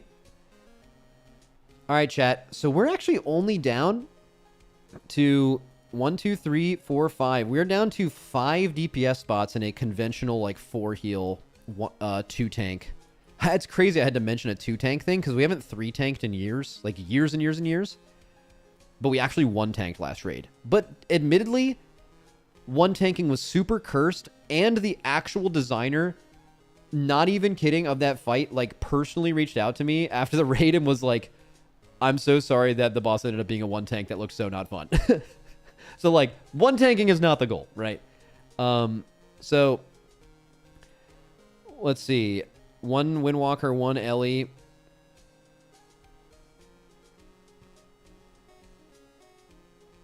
Okay, let me make this a little easier. Let's do the raid buffs that are remaining. I'm trying to think the most efficient way to do this because you guys are kind of all over the place right now because there genuinely is a lot of ways you can go after this. We've done all the easy stuff. Let's talk about raid buffs. Druid buff. What are you guys thinking for Druid buff? Chat, you can either play a Guardian. You can play... this one's actually really hard because I'm not going to let you choose Moonkin or Feral. I'm going to make you specify because they're a different role. Okay, you guys are typing a lot of different things. I'm putting it to a poll. Druid buff. Now, keep in mind, you can change this later. Feral, Moonkin, Resto, Guardian. Now, I'll give you some context. Feral Druid has been played in the Race to World First 1 time in the last 10 years, and it was 2 tiers ago. Coincidentally, right after they got Innervate for the first time, who would have guessed? Guardian Druid was played for the first time in the Race to World First properly since Hellfire Nighthold? Since Nighthold? No, since Tomb of Sargeras. You played them on Kill Jaden for the AoE on the ads in P1. Since Legion, basically. Also, some people, like, 3-tanked on them on Argus, but that's not proper tanking. Also, you should have never 3-tanked Argus. That made no sense. Okay. That's a little context. Moonkin has been played a lot more, and Resto has been played a lot more. All right, here you go.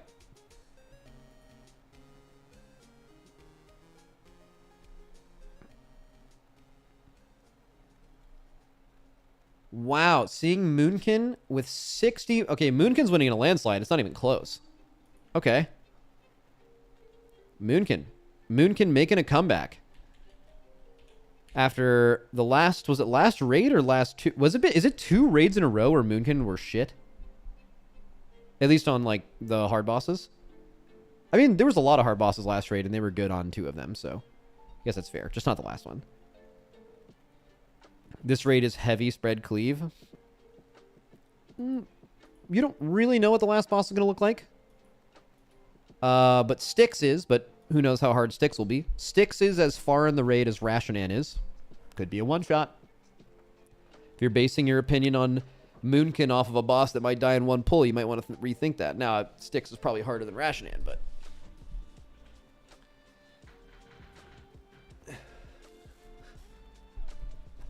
All right, we put in a Moonkin. Someone said Feral is broken damage. You didn't listen to what I said earlier, man. You wanted Feral, right? You voted for Feral, right? The Weather Channel. What a fucking name. Okay. But now Moonkin won the vote, so your opinion has changed. Start being part of the group, buddy. Cult shit. All right, next raid buff that we don't have right now. We do not have a monk. Any monk guessers? What is your monk buff coming from this raid? Any monk enjoyers? Ooh, seeing a lot of Mistweavers, seeing a lot of Windwalker. Definitely seeing majority Mistweaver. Seeing majority Mistweaver. Okay. We are We are adding Mistweaver.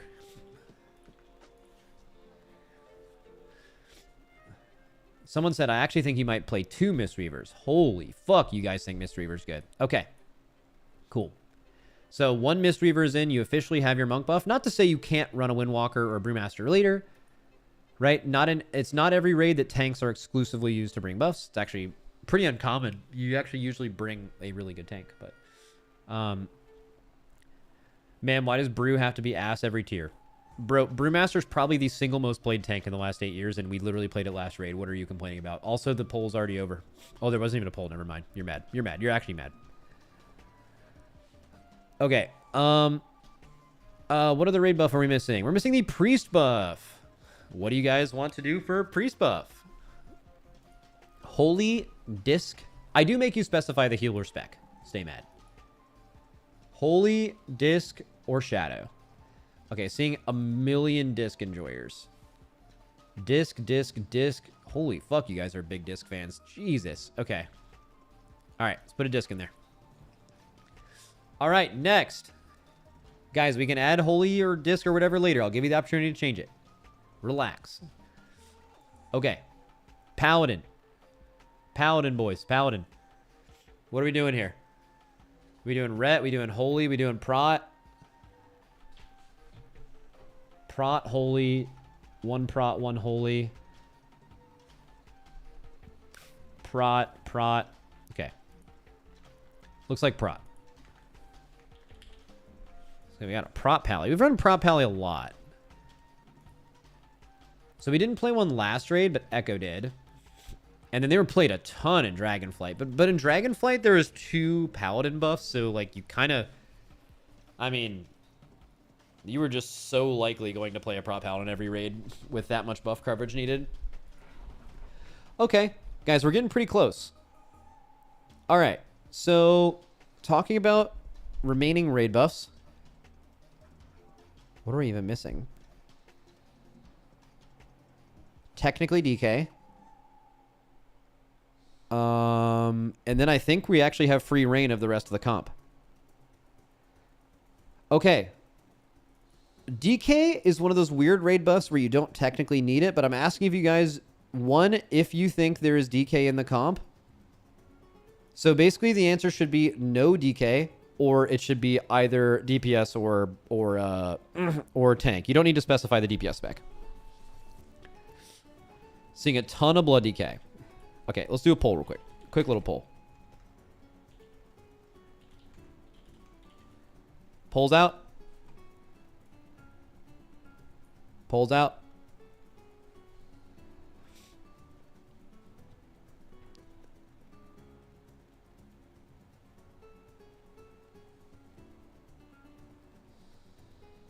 So, also, you guys mentioned earlier that the raid on testing did not have a lot of relevant grips. That's exactly right. The only thing is, you know almost nothing about the last boss. This is actually the most, like, secretive...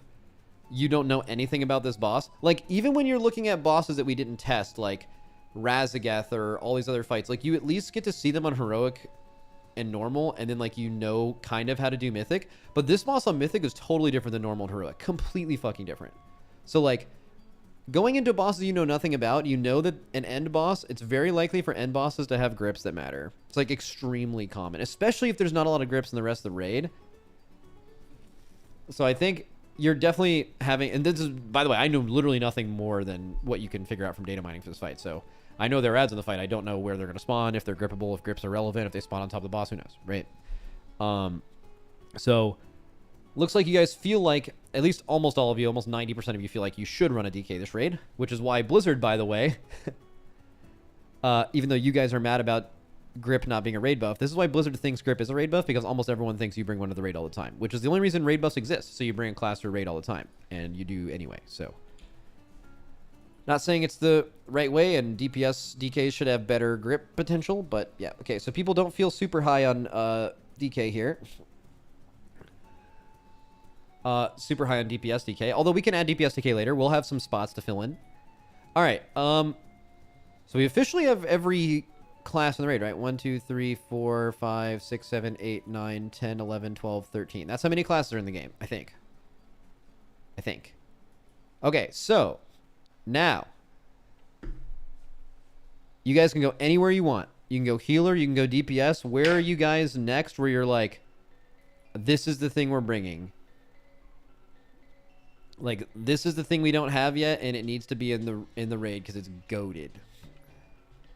Seeing a lot of Holy Paladin. Seeing a lot of Prez Evoker.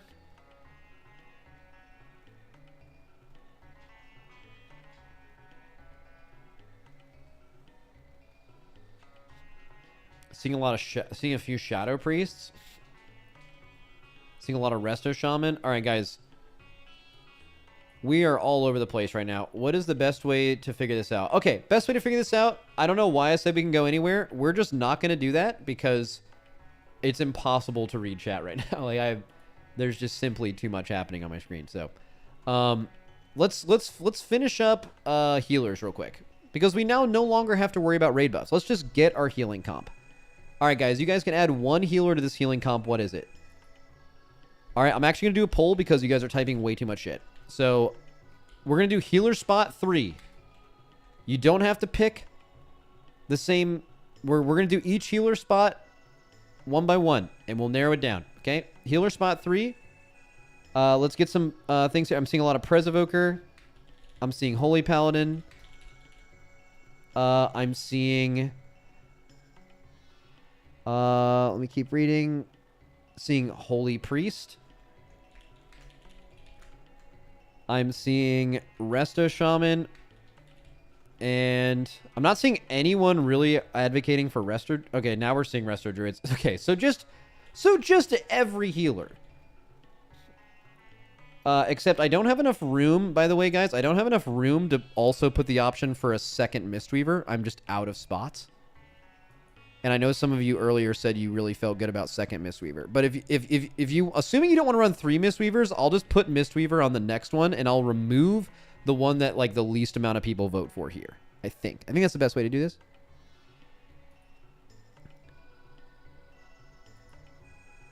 Okay, let's see what you guys want to bring.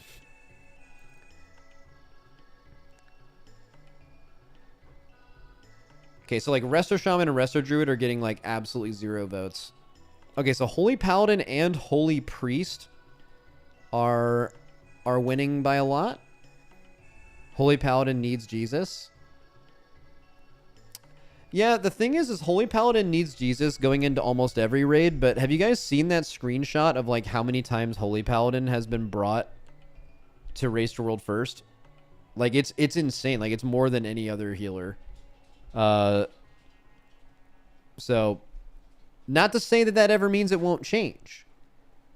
But I remember people being down on Holy Paladin on plenty of tiers that end up being played, so. Devo is good. Dam is good. Well, that's not... Okay. How is second disc not on here?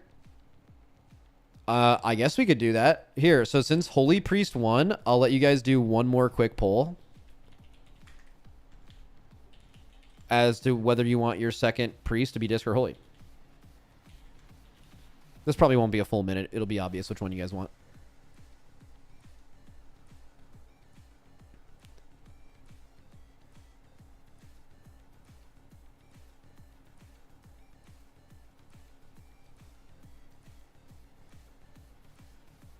Okay, holy's winning by a lot.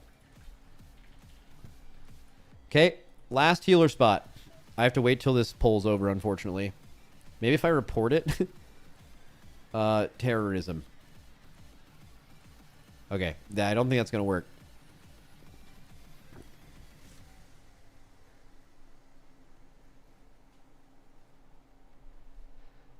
Someone in chat said, think about the healing profile. So true. Sometimes running the best, like, overall HPS isn't the best choice, right? You don't necessarily need the most HPS healer times 4. You want a good balance. You want healers with good spot healing. You don't want 4 ramp healers. You probably want at most 2. Maybe there's been tiers where you've played 3, but it's a lot harder to coordinate. Like, I think let's, like, actually, this is interesting. This is a totally separate conversation, but, like, what do you guys think is the best healer comp? Is it like ramp, passive, and, like, spot healing? Passive meaning like you're just kind of pumping out healing all the time, not a lot of cooldown window. Is it something like that? Like historically? It's not always the same, because sometimes like there's 2 really good passive healers, so it's like you only run 1 ramp or something. But it's like something like, not to mention that some healers can do all of this. Like some healers are good rampers, and outside of their ramp window, they have good spot healing. And sometimes passive healers actually have good spot healing, but it comes at the expense of like pumping out just overall HPS. So it's weird. That's honestly, I think that's why healing's super interesting, and why I think WoW does healing better than any other game, is because it's super nuanced. Like exactly what the best thing to run is. There's no like straight thing, but this is like really, really interesting. Like historically, you ran like 1 ramp healer. You ran like a disc priest, and then like you surrounded it with spot healing and passive healing. You did that for like 6 years, and then every healer became a ramp healer at the beginning of Dragonflight. So then you started running more ramp.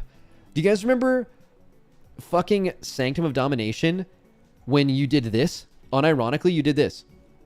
If anyone was a healing officer in that tier, you know what this was like. You ran 2 disc priests, 2 Kyrian disc priests, maybe 1 that was the Mind Games one, and then you had 2 Ashen Hollow Holy Paladins.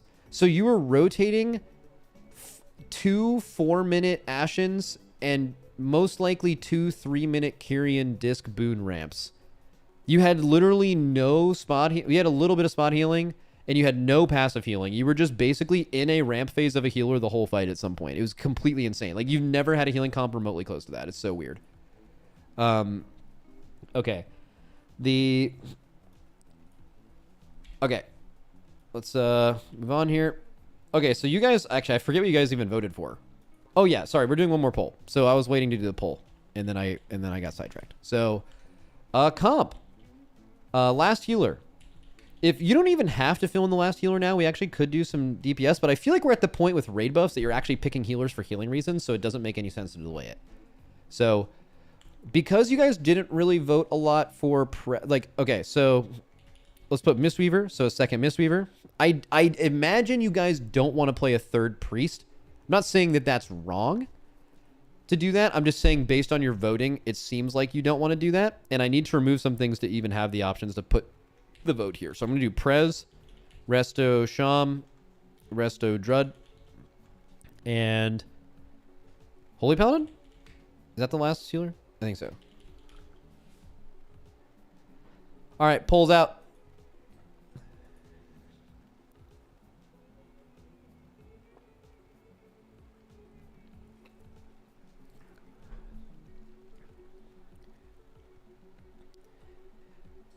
So I want to talk to you guys. I'm not saying Holy Paladin here is wrong, but historically when you've chosen Holy Paladin, like, oh, well, Holy Paladin, you're going to pick Holy Paladin. Holy Paladin's always there. So Holy Paladin, a lot of times when it's brought,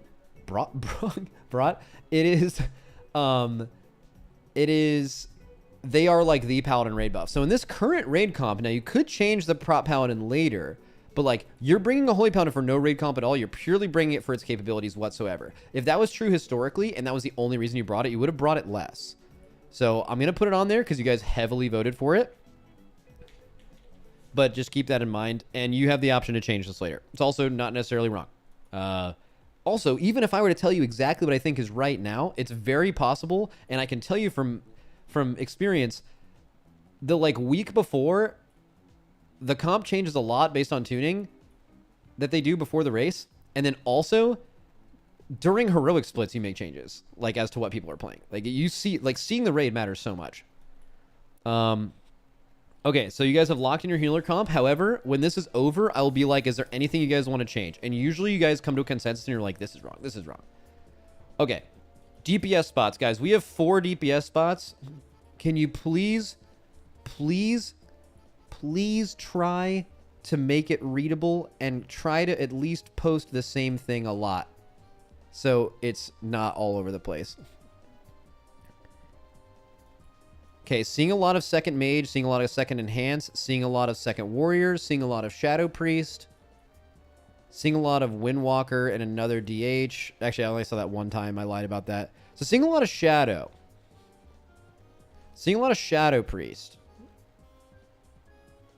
I don't want to do a poll for all 6 of these spots, but do you guys feel good about one shadow here? Let's do one. Any one shadow enjoyers? No, no. Okay, it's pretty split. All right, maybe we'll start with another one and come back to shadow. We're gonna start with another one, come back to shadow. I saw a lot of people type second mage. Do we feel good about second mage? Second mage, yes or no, boys? Okay, majority yeses. Majority yeses for sure. So we're adding a second mage. All right, we have 3 spots remaining. Seeing a lot of second warriors. Do you guys feel good about adding a second warrior?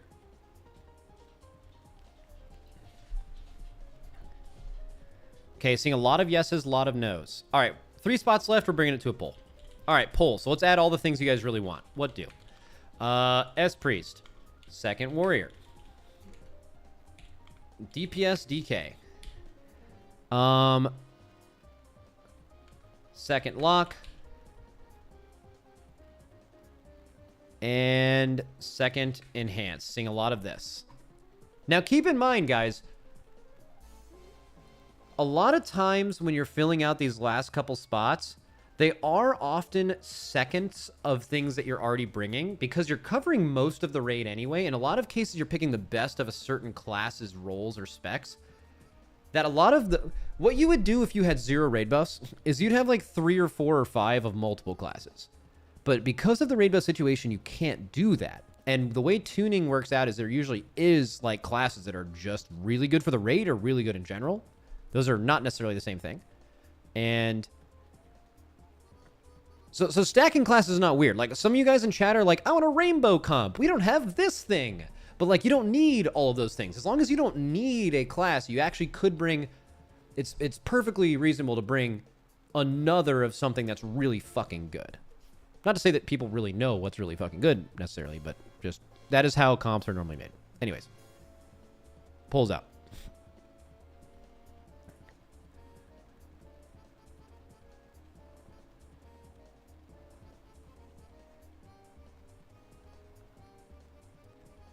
Oh, Shadow Priest is winning, boys. Shadow Priest. When was the last time a Shadow Priest was played, like, for an entire race to world? Wait, this is actually... I don't even know the answer to this. When was the last time a Shadow Priest was played for an entire race to world first raid?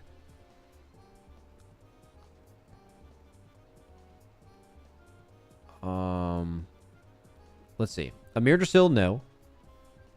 Aberus?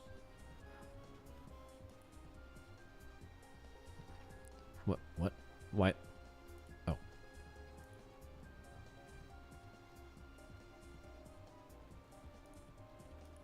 No, not Awakened. Why is Awakened even on here? Okay. So we played a Shadow Priest on this, but did we play a Shadow Priest on, like, Neltharion, for example? No. Do we play a Shadow Priest on Magmarax? Yes. Okay, wait. Let's check the other hard bosses. Skarn. Probably played a Shadow Priest on Skarn. Did not play Shadow Priest on Skarn. I don't think this counts, boys. I don't think this counts. No, they were in on Rashok, but no Skarn, no second to last boss. I don't think that counts for what I'm saying.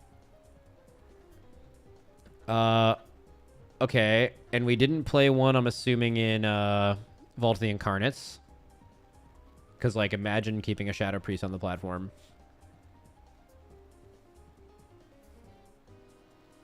Nathria? Did we play one for all of Nathria? I don't think so. We didn't play Shadow Priest for all of... Like, basically, I'm asking, when was the last time it was, like, you brought a... You know how, like, right now you bring, like, certain classes every raid? Like, you brought an Enhanced Shaman for, like, 4 years now, which is crazy. When was that? Like, when was Shadow Priest, like, you brought them every raid? Like, in Legion you did, but, like, that was Surrender Madness. In pre-Legion you did. But, like, since Legion, like, in BFA, Old Year... I think it's been, like, a long fucking time. Eternal Palace. We didn't bring one in Eternal Palace. We should have, though. Probably Eternal Palace. I don't know. Okay, wait, what? Fuck, what did the poll... Okay, the poll ended with Shadow Priest. So we put Shadow Priest in. All right, we have 2 more spots, guys. What do you guys think about the last 2 spots?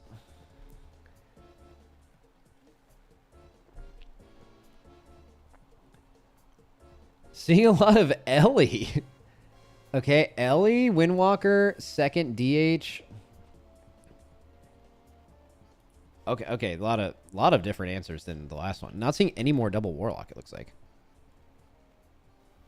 Okay, so second. So what do? Second Warrior. Second DH. Second Enhance. Let's see if I can see some other ones. I see a lot of Ret posters, and a lot of DKs. Okay, DPS DK. I also saw a lot of Windwalkers, but let's just see if we can. Again, we can make changes. We make changes. Let's see if anything wins by a lot here. Ooh, DPS DK enjoyers. Holy moly. Looks like that's winning by a fair bit. Second Warrior is kind of close, but okay. So let's add DPS DK. So let's look at this compared to the amount of melee we're bringing than the previous tier. So this is how many melee we ran. So this is like how many people are in melee range. So I would include non-tanks, but healers matter. So Holy Paladin 1, and then 2, 3, 4, 5, 6, 7, 8, 9. We had 9 people in melee range on Nerebar Palace. Now keep in mind, some raids are more melee friendly than others, but melee, since Blizzard in an interview was like, hey, you know what? Our raids aren't melee friendly enough. You run way too many range DPS. This was like a couple years ago. Ever since then, you've been able to run about 10 melee in every single raid. It's been very consistent. Now, keep in mind, a lot of people have talked about how they felt like melee was like really bad in this specific testing cycle. I want to point out that people have said that in every single testing cycle, because you're seeing a boss for 1 hour. It's not very programmed as to where you're moving and why. So melee always seems bad because you're playing safe. There's a lot of extra movement. You're not watching a really well-made strat. You're just kind of fucking running around. So melee seems terrible. But usually that is always the case, and then melee ends up always being very good. So I just want to caution you against the anti-melee propaganda that happens literally every tier and is almost always wrong, but can be right, obviously. So you guys currently are playing how many melee? So last year you played 9 melee, and this tier you're playing 1, 2, 3, 4, 5, 6, 7. So currently have 2 less melee all the time than you did last year, which is significant. Okay, so for the last spot, I'm seeing a lot of Max Giga ignoring Ellie. I mean, hey, if you guys want to bring in Ellie, we can do it. I'll put Ellie in the next poll. Fuck it. I mean, second Warrior has to be on there because that one. So we're going to do second Warrior, Ret, Windwalker, Ellie. Keep in mind, we can make changes.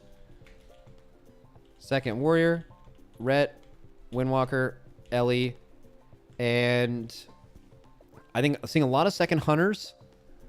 Yeah, seeing a lot of second Hunter. All right, let's see it.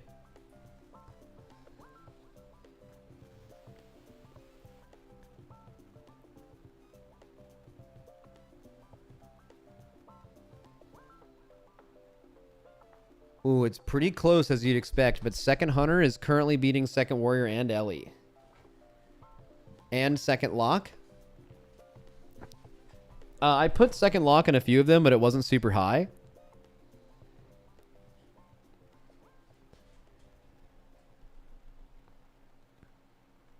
I can put it up against second Hunter again, though. What is second Hunter good for? I mean, usually, it just means it's not for anything. So whenever you're picking the last 4 to 5 DPS spots, you're picking them based on what chat is saying. Is they're saying, I think this class is going to be good. They're not saying, I need a warrior for rally, because that's not really a thing anymore. They're not saying I need a DH for darkness. They're saying I want to bring a second of this class or a first of another class because I think this class slaps. That's what they're saying. They think that, people saying second Hunter doesn't bring you fucking anything. They're just saying they think it's really good. They think it just does big damn.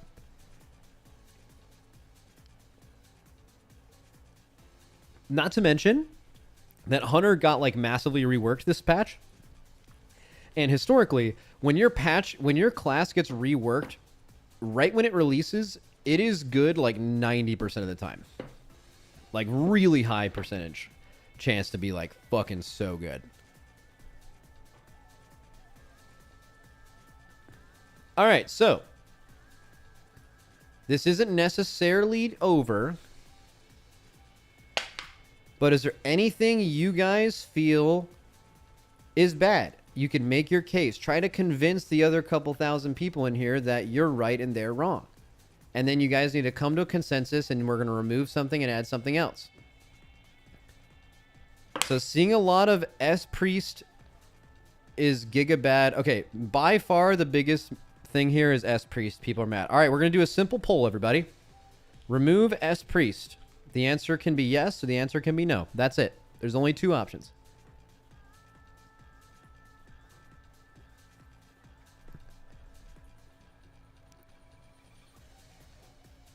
Ooh, it's pretty close. But 2/3 of you at this point are trending into removing Shadow Priest from the guess of a raid comp. Okay.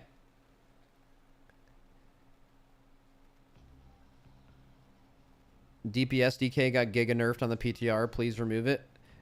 You're talking to me. Guys, I do not make any decisions here. You have to convince the people around you.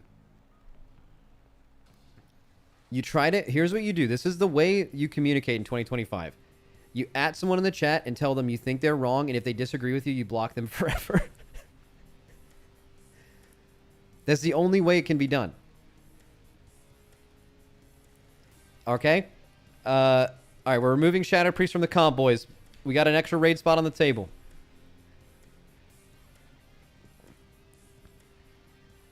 We got an extra raid spot on the table, boys. Before we remove something else, let's think about what we want to put here. So, of the most popular choices of these spots, by far is second of what you guys have said is second warrior, second warlock, Windwalker, and Ellie Shaman, I believe, are the top 5. But let me double check. There's a couple Rhett was honestly getting kind of owned in a lot of the polls, to be honest with you. All right. I think I remember what I just said. So it's definitely second warrior. It's definitely second lock. It is definitely second enhance. And then it was Windwalker and I think Ellie. All right. Let's go. Poll time.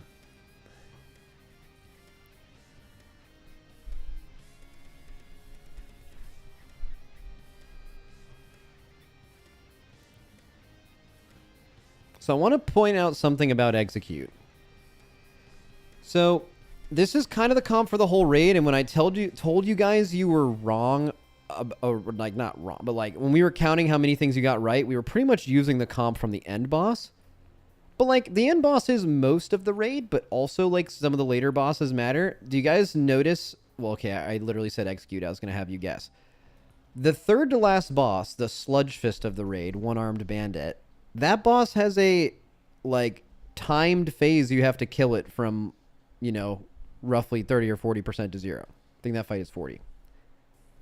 And then the last boss, it might be 30. I'm getting them mixed up. One is 30, one is 40, or maybe they're both 40 for Muggsy. And then Muggsy, the second to last boss, is a timed execute from 40 to 0. Like, you have to do a certain amount of most damage and execute or you die.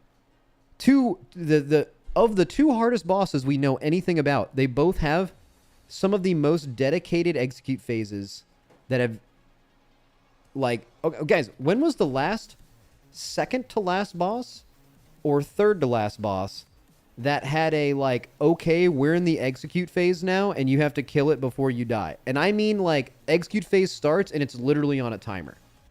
When was the last time that happened? Smolderon? Nope. That's 100 to 0. Rygalon? Nope. That's 100 to 0. There's no defined phases on Rygalon. There's no, like, you've hit the execute phase now. You have this amount of time to kill the boss. Kaiveza? Kind of, but that's 100 to 0, right? There's no defined phases, really, on that. Like, literally what happens is, like, Muggsy is energy-based, and it keeps going through energy. You can reset its energy by changing phases. And then you hit the last phase, and its energy slowly goes from 0 to 100, and then it's over. You get to the last phase of One-Armed Bandit, it does its bomb thing, and you die. Like, there's a... And it's like the damage you do that... Here's the important thing. The damage you do on both of those bosses before you get it to execute phase doesn't matter. It is a... Once you hit execute phase, that everything that's happened previously in the fight is not relevant, kind of, at least damage-wise, and then you go from that to 0. When was the last time that happened? Denathrius? Great. Yes, Denathrius was like that. Denathrius was like that. You could get it to only 35% before the last phase, and then it automatically phased, and you had to kill it from there to 0. And there was a timer. That's exactly right. Razageth. Razageth was like that as well. That was another one where the damage... actually, that's not true. That's not true. Razageth, the damage you did in P2 and P3 all was related. So Razageth was not like that. Fyrak. I think the damage you did in Fyrak in P2 mattered. It was not purely P3. Okay, but you guys are getting the point, right? It's really rare. It almost never happens, right? We just mentioned, I think we successfully just mentioned 2 bosses. Okay, kind of Stone Legion Generals 2, but that was 2 target. 2 to 3 bosses in the last like 4 to 5 years that were like defined execute burns. Okay? A purely execute to 0. The damage you do before this point doesn't matter. I am telling you in this raid there are 2 in a row. Now, they're not the end boss. Almost no one can tell you what the execute phase is going to look like on the last boss. It's kind of unknown, right? And the last boss matters a lot. But for the bosses we know about, we got a random niche execute thing back-to-back hardest bosses in the raid for the first time ever, first of all. And it's only been 3 in the last like 4 or 5 years. So execute matters. Did anyone know what the poll said? I was doing a rant about execute, and then I... See, the thing is I'm telling you, Ellie Shaman won? Oh, fuck yeah. Okay. That's fucking hype. All right. Wait, Warrior won? Wait, okay. Okay, we literally have proof. I don't even know why I'm...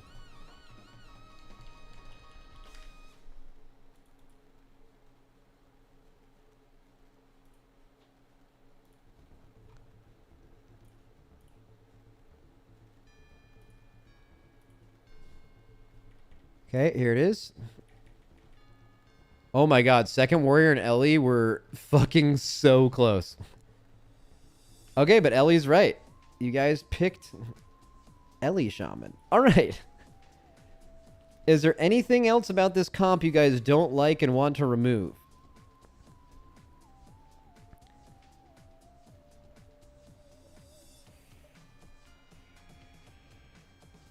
Runoff? Oh, do you guys think I should just do an Ellie versus Second Warrior because they were so close? All right, fuck it. I feel like I may have just convinced you with my execute ramble. But also the hardest parts of those fights might not be execute. There can be a defined execute phase, but then it might not be the hardest part of the fight. Historically, that's not how the... I mean, think about it. Stone Legion Generals was one of those 3 fights I just mentioned with defined execute phases, right? And that was the easiest part of the fight. We literally 2-shot it. Ellie versus Second Warrior.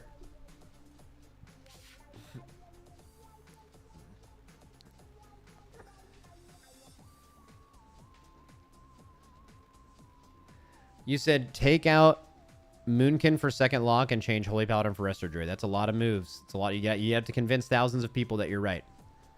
All right. Ellie out. Second Warrior in. I feel like I definitely propagandaed you guys there, but that's okay. This shows how finicky polling is. Well, yeah. I mean, this isn't going to be exactly right.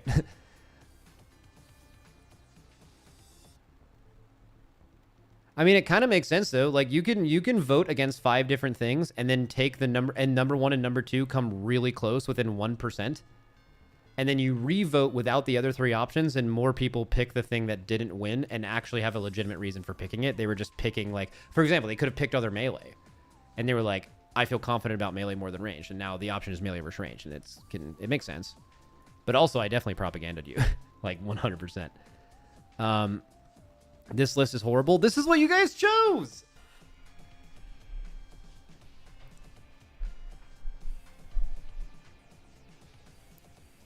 All right. Seeing a lot of Holy Paladin, remove Holy Paladin, remove DK are the by far the like...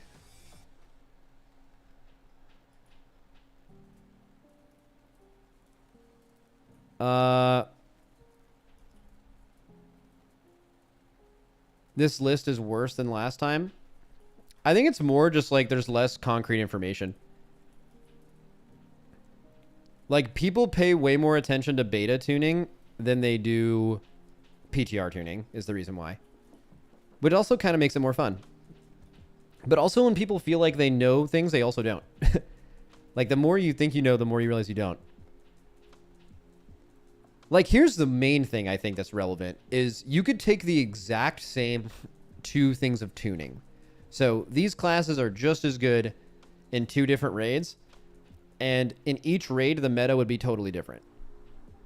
Because what the bosses require is equally, if not more important than what the classes can do themselves.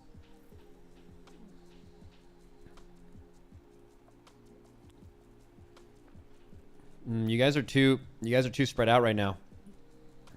I don't want to be doing this shit all day.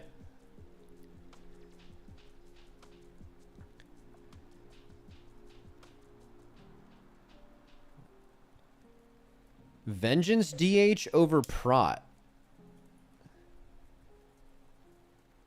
Okay, I mean, we have a Holy Paladin, so we don't need the Prot raid buff, I guess. Here, you know what? What's the best way to pull this? Make tank changes. Yes or no? So let's even see if you guys even want to make tank changes, because it's hard to find out at this point whether you do or don't.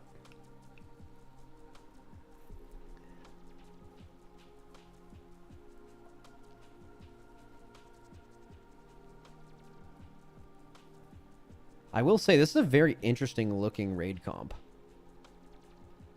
Just in general. Like, I'm thinking about it historically. It just doesn't usually look like this. Like double priest holy paladin X is really common. That's like, is that the single most common healer comp, by the way? Is it single holy paladin double priest healer X? That I think that is the like archetype for the most common raid healing comp.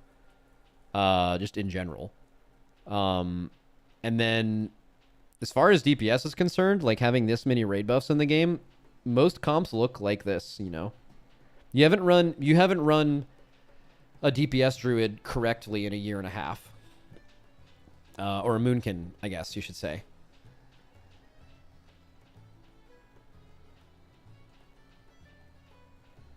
Or Pres Evoker when it does 1.5 times the healing of all other classes.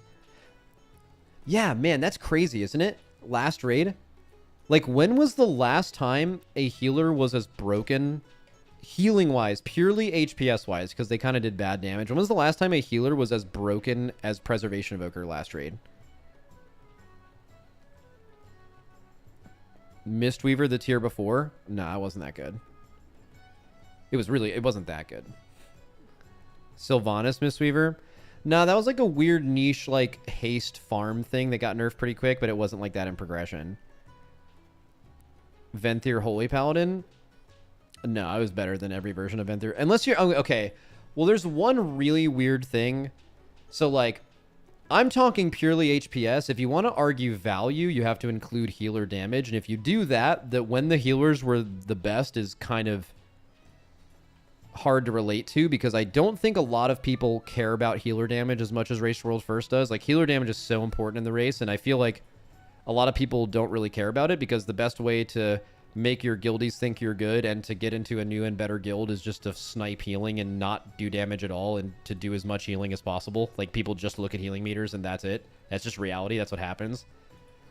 So, like, people don't pay as much, because, like, I would argue that the most broken a healer was in my memory was Disc Priest in Uldir. Like, Disc Priest and Uldir did absolutely absurd damage, and they were the best healer, to the point where I think that was the most impactful. But I don't think a lot of people would relate to that, because it wasn't purely HPS.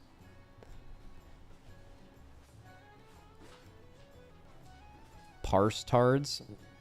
I'm not saying every healer outside of a Race World First guild, first of all, even acts like that, but I'm not even calling them stupid, because everything about the way the community acts makes you act that way. If you're a healer that only cares about HPS, that's because that is the way the world is. Like, it's not because you're, like, greedy or stupid or, like, a parse lord or something. It's just what it is. Like, if you were a healer and you try to do the right thing, which is like anytime the raid did not immediately need to be healed up, you would just all do damage.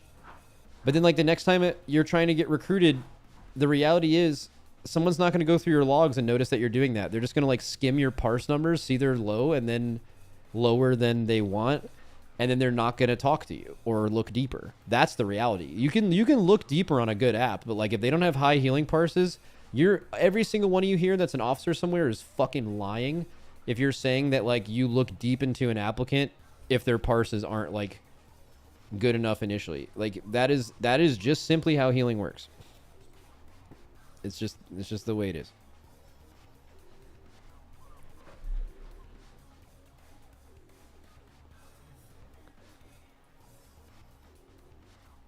I think there's another element to it too. Is after nerfs happen, especially now with the scaling raid buff, the need for healers to do damage goes down significantly as well. Like at a certain point, you'd actually, as a raid leader, if you could have a choice, you would actually rather your healers over heal and make sure people are like giga alive than trying to fit in extra damage, because what is required of you to kill a boss is different, you know? This is also why recruiting healers for the race world first is probably super fucking hard. It's why it's the hardest of any role, because what you are being taught correctly before this point is not what is required here. It's like you have to change the way you think about decisions you make, which is it takes a long time to happen.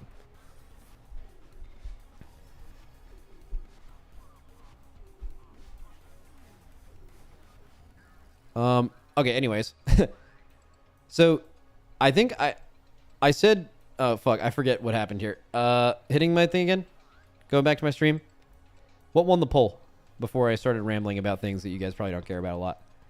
No won the poll. Wait, this was make tank changes. Was no. Okay, so we are not making tank changes. Would we like to make healer changes?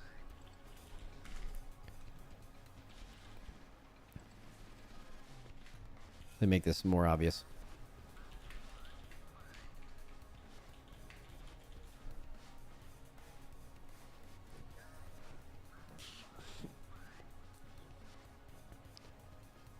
Ooh, make healer changes has turned to a yes.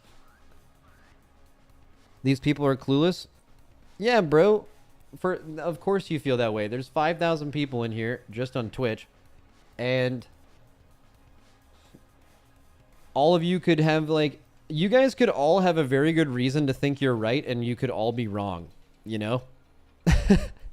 There's probably a lot of you that are confidently talking about what healers should be in the comp, and they don't even heal. They're just like fucking, you know?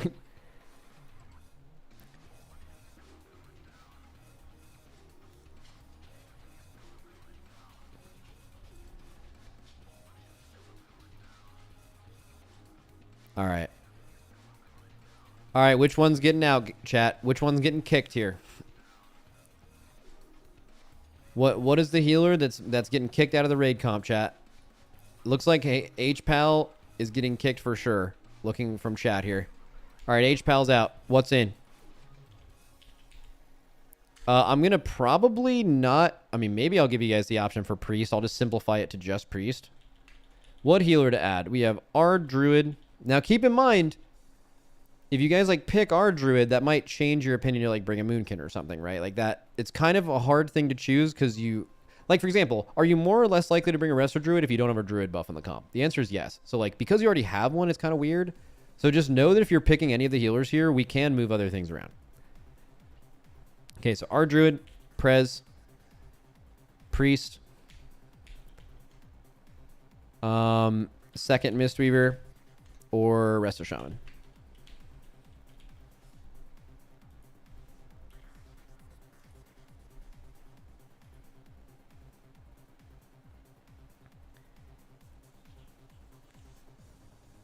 Ooh, a lot of Prez.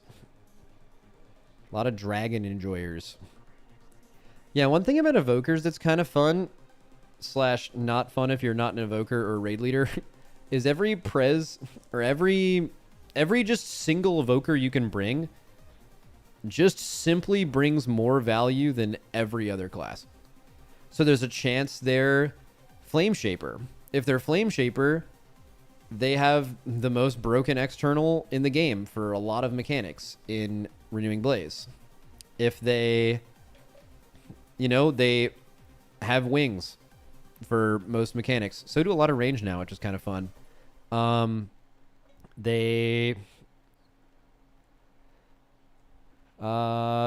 What else they have? They have rescue shields. They have rescue just for movement. They have Zephyr. Like they just bring a lot of sauce. They bring some sauce to the equation. Prez wins the vote, so we are adding an evoker. Coincidentally, right as I'm glazing them. But 3 evokers, though? What's wrong with that? Like I said, like, there are classes that have diminishing returns the more you bring of them. Like, if you bring more warriors, you run out of, like, really good rallies. Like, yeah, you can find something to rallying cry, but, like, the amount of rallying cries that are like, holy shit, it's good for rallying cry to be here, usually only 1 warrior is good enough for that, or 2 or something. Same thing with AMZ. Same thing with like like speeds, right? So having roar or wind rush. So like your first roar is more valuable than your second, and your second is way more valuable than your third. Like the more you add, they start being used places where it's not like super good, but usually on every fight there's one place where you can roar where it's like, holy fuck, having roar here is so good. So the thing is with evokers is that doesn't really happen. Like, you can kind of just add an infinite amount of the utility they bring, and it's always good.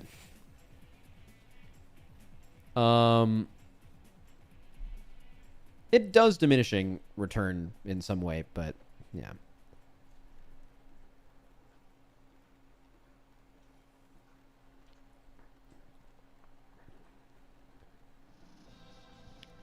Chop DPS DK and call it a day.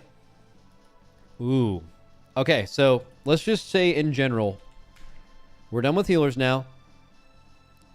Make DPS changes at all. Yar or nar. And then we still got some other shit to do. Guys, I have some news. This is officially, and I'm actually not making this up. This is, at this moment, this is my longest stream in over a month. And I have been streaming for 2 hours and 20 minutes.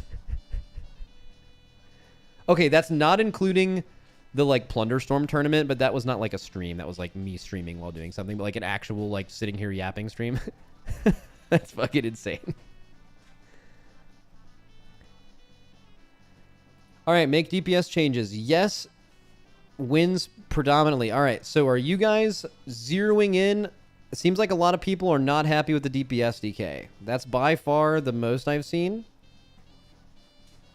Because, I mean, everything else that is brought here besides... You guys were all pretty confident about the second you brought of everything. Okay, let's do a quick poll for the DKs. Okay, new poll putting out. Called DK. Remove. Don't remove. Actually, this is confusing. Let's do remove DK. And the answer is yes or no. I don't know why I decided to do that different.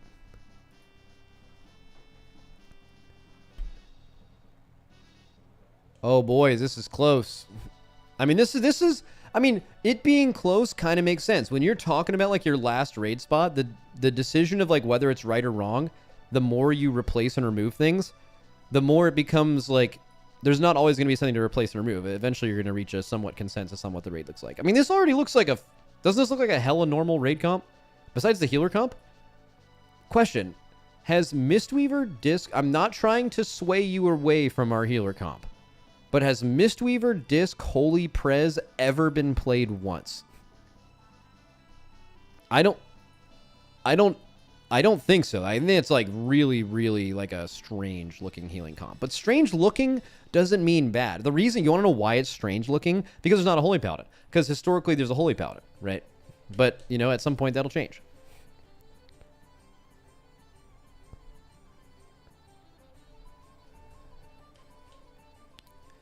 Okay, DK, remove DK Won by 1 vote.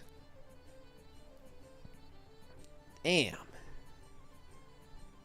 All right, DK stays.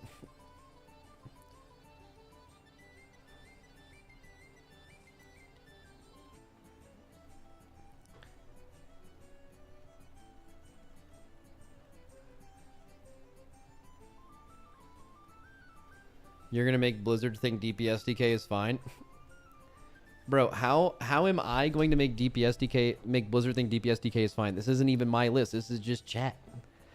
Also, chat is probably just putting in things they see historically, which historically you do play a DPS DK, I think.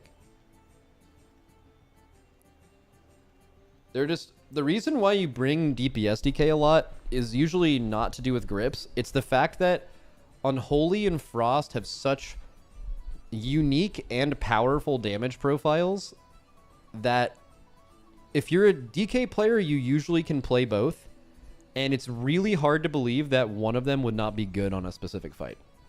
That's why DK is so good.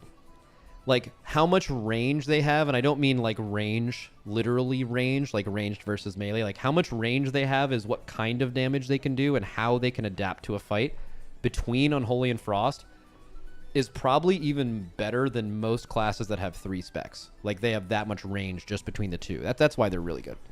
Like, at least typically. Unholy single target is so shit right now, though. Bro, you know how fast that can change? You know how fast something like that can change if that's true? Wasn't like Warrior DPS like absolutely dog shit a month ago, and then they got one patch note that buffed the shit out of it? Like, I don't know. It could just happen. But although you, I mean, I'm asking you to do a few things. I'm asking you to assume that Blizzard's going to buff the thing that you're talking about when we're making this list 2 weeks before the raid. And, you know, I'm asking you to, you know, it's kind of unfair to ask you to put the comp as what you think it is right now and then also project the changes they would make, which is like kind of hard to do.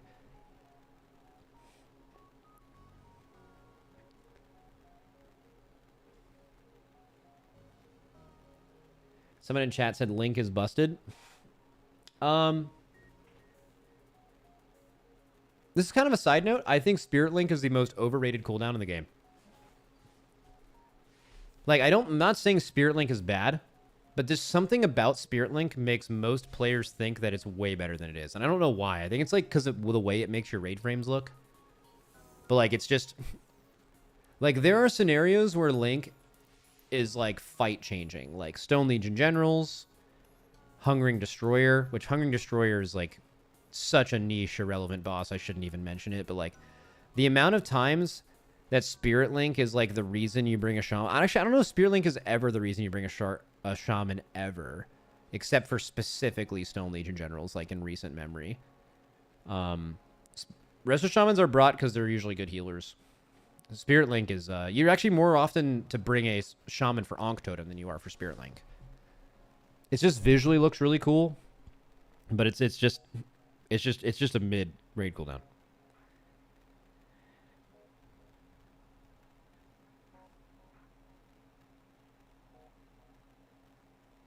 Man, I don't know. Okay, it's not mid. It's good. Like, I don't know why I'm doing it. I think I notice I do this a lot. Like when people I feel like have unreasonable takes on any side of a thing, even if the answer is like pretty close to that but a little bit less, I'll just play devil's advocate a lot. So I'm basically just pointing out that Spear Link isn't as good because people think it's insane. Like Spear Link is a good cooldown, but people think it's crazy good. So I'm trying to tell you it's not that good, but it's like a little bit less. It's like a good cooldown, not great, but it's not bad. It's not bad. It's good. Just being a hater? Yeah, I guess.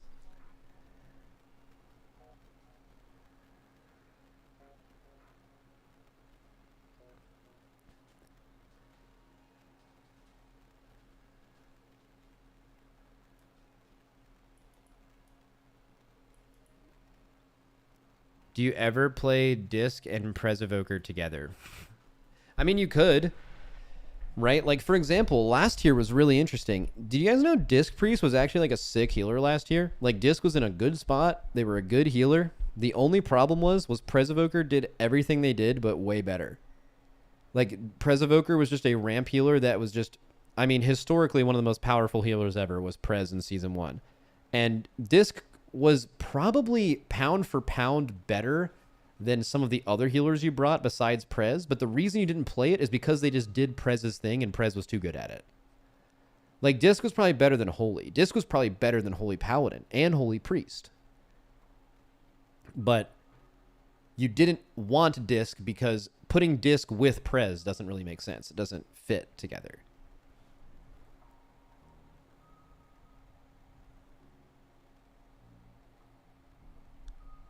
You played Prez plus Disc and Razageth, so yes.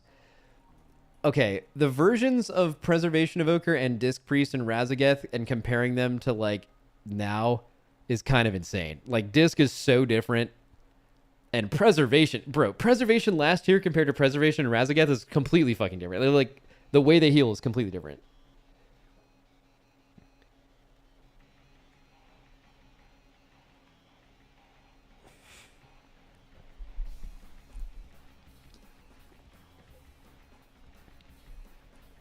Alrighty. So, I didn't even plan on doing this today. This was just a massive ramble. I was going to watch, so Jack made a tier list video that I was maybe going to react to for fun.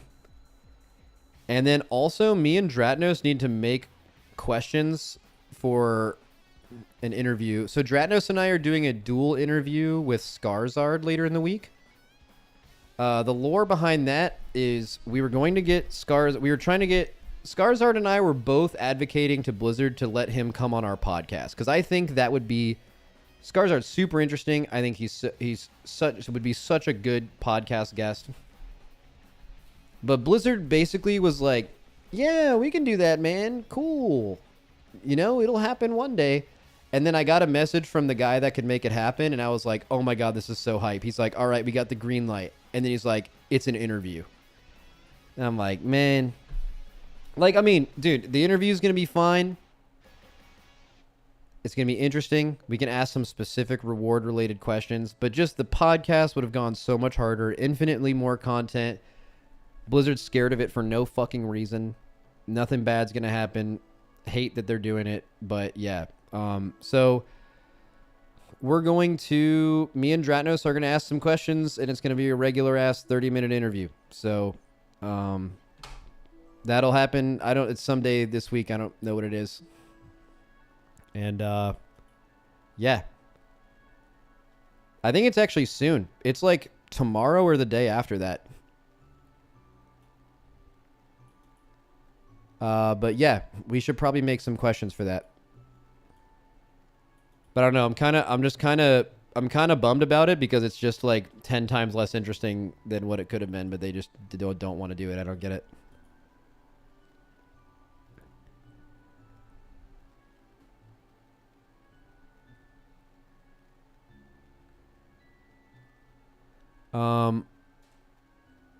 Which also, what do you guys know when I tell you guys that I'm doing an interview, what does that tell you?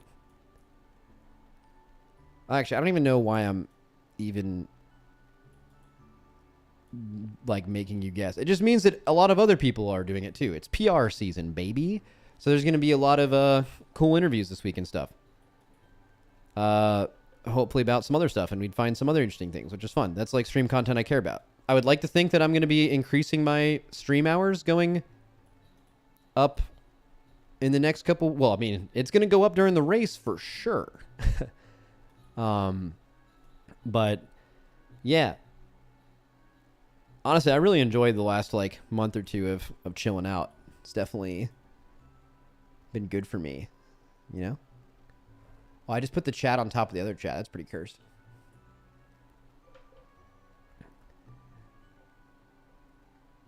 I'm really excited about this raid though, man. I think this upcoming raid has a chance to be one of the best raids of all time. And I say this while acknowledging that I don't know if I think the bosses are all that good. Like, if I were to ever make that statement, you would assume I'm making that statement because I think the bosses are like fucking crazy, but they're not. Like, they're just fine. Here's what when I think of the best raids ever, or like the most modern, so like since Kata, maybe since MoP, I think Throne of Thunder. I think Nighthold. I think Blackrock Foundry. I think Castle Nathria. There's a few others that are close, but I think those four, and maybe even Castle Nathria slightly behind Blackrock Foundry and those other two. But also, I'm not sure if that's nostalgia speaking. Like, when I see Classic people talk about Classic, and I think their opinion is, like, totally unhinged, I am not naive enough to think that that might not be true of me with when I first loved and started WoW, which was around the time that these raids were done. So I'm not sure. I'm pretty sure Castle Nathria is like all-time goated. But here's the thing. Between those 4 raids, what is like the thing that makes those raids awesome? So one thing is true. They all do have awesome bosses. And they all have awesome end bosses. And maybe that will happen in this upcoming raid.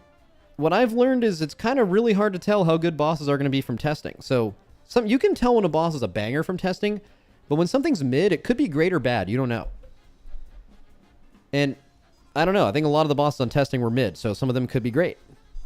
The thing that's true about all those raids is the theme is goated. The theme matters so much more than you think it does. You know?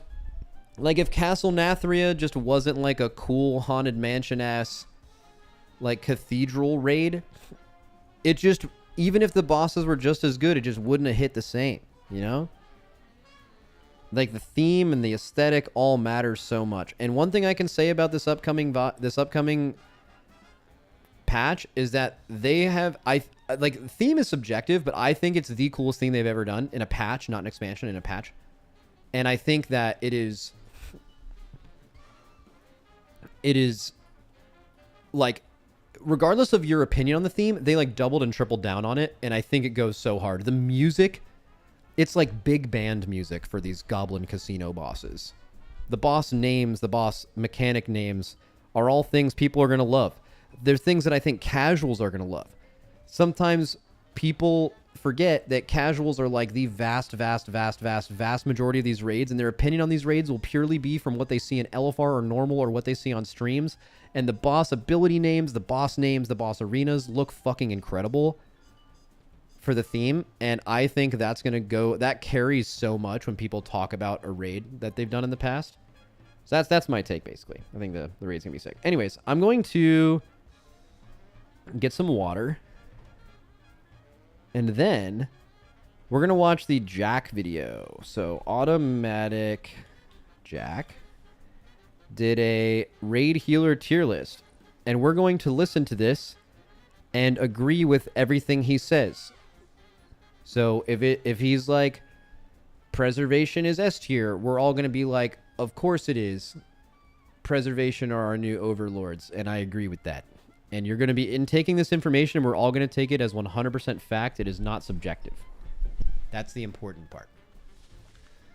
But before we do that, I'm going to go get some water, I think. So.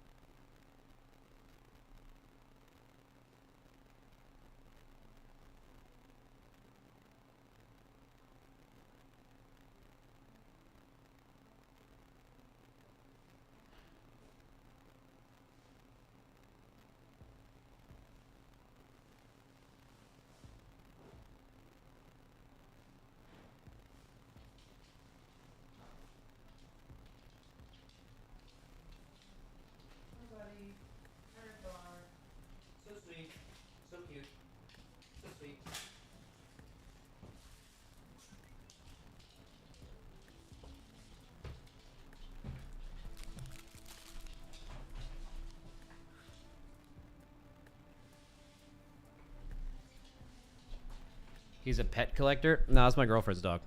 Have you guys met Edna yet? Here, she can come say hi. Baby girl Edna. Edna, come here, girl.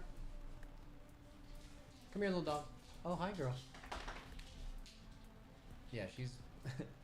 Edna, come say hi. She's a little dog.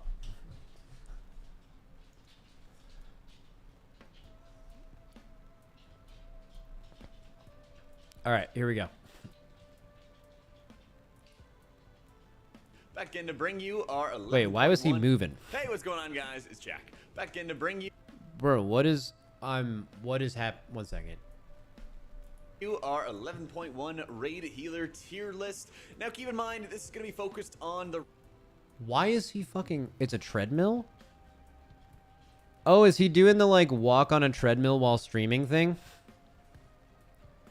I respect that shit. He tweeted out about it because he got some negative comments regarding it. I mean, it kind of makes sense. It's a little distracting. So I get it. It's a little distracting. You know? Because, like, if you're just doing a stream, I can see it. But, like, if you're doing a YouTube video, like, the whole point of YouTube is to cut out all the extra shit you'd see on a stream and make it just about the content. And I can see it being distracting. But also, you got to respect the health part of it. Like, I mean, the point is this. Is, like, at the very beginning of the video, I had to pause it because I'm like, what the fuck is happening? It's just like, it's a little like jarring, you know? I'd do that shit if I didn't already work out enough. Race to world first, since any healer is good enough to let's turn this shit up. I can barely hear it. I myself got. Barely hear this shit. 1 second. Turn off my music. Hit that play button. Way back in the day as a holy priest when it was really bad in Warlords of Draenor. So let's not take this too seriously and have some fun. Everything he says is going to be exactly what the raid comp will be. The basis for this tier list is going to be based on the later fights that we've done in the Undermine raid, because a lot of the early encounters probably 100% objective this video. Pretty darn quick. Gallywix was not tested in PTR whatsoever, so we're kind of going off of what might be happening in the dungeon. Dude, I honestly love that. Okay, so again, I said this earlier, but like not only has Gallywix not been tested in PTR, like most bosses haven't. Also, how many chins is it? 1, 2, 3, 4 chins. Crazy. Not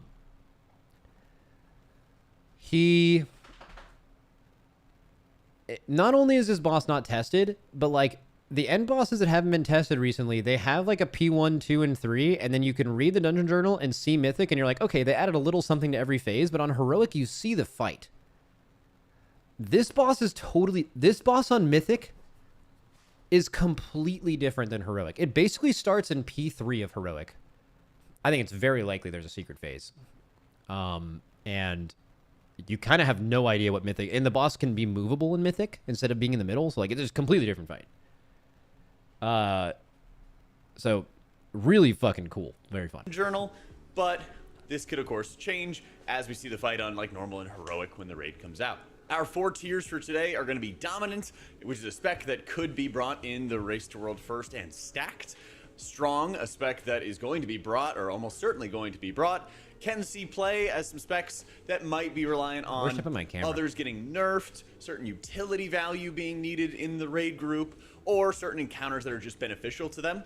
And then the buff me tier, where specs I don't think we're going to see in the Race to World. So Dominant thinks you could bring 2 of them. Strong thinks you're probably bringing 1. I'm just guessing. Can see play is like, maybe this makes it as the 4th healer spot, and buff me means he thinks they're not being brought. World first, unless they get some kind of buffs or certain higher specs get nerfed. In our Dominant tier, stop there fucking is only walking. one, and it is Discipline Priest. I'm not kidding when I tell you that the spec is absolutely blasting since the revamp that they received in 11.1. Some of the big highlights for it is that it's easier to... So Disc Priest is the best healer in the game. Take Ultimate Penitence, which can now move as you're sort of flying around the room kind of slowly, to be able to deal big damage and also have a good shield on yourself. You also are having Evangelism split up from Lenience. Evangelism is one of your major healing cooldowns, extending the duration of your atonements on the raid. He's hate walking. And Lenience... Dude, he does look like he's hate walking. It's like hate watching, but like the way he's walking looks so demeaning. Gives you baseline... Like we're all sitting here not walking, so what are you trying to say to all of us? 3% you know? damage reduction to anybody in the raid who has atonement on them.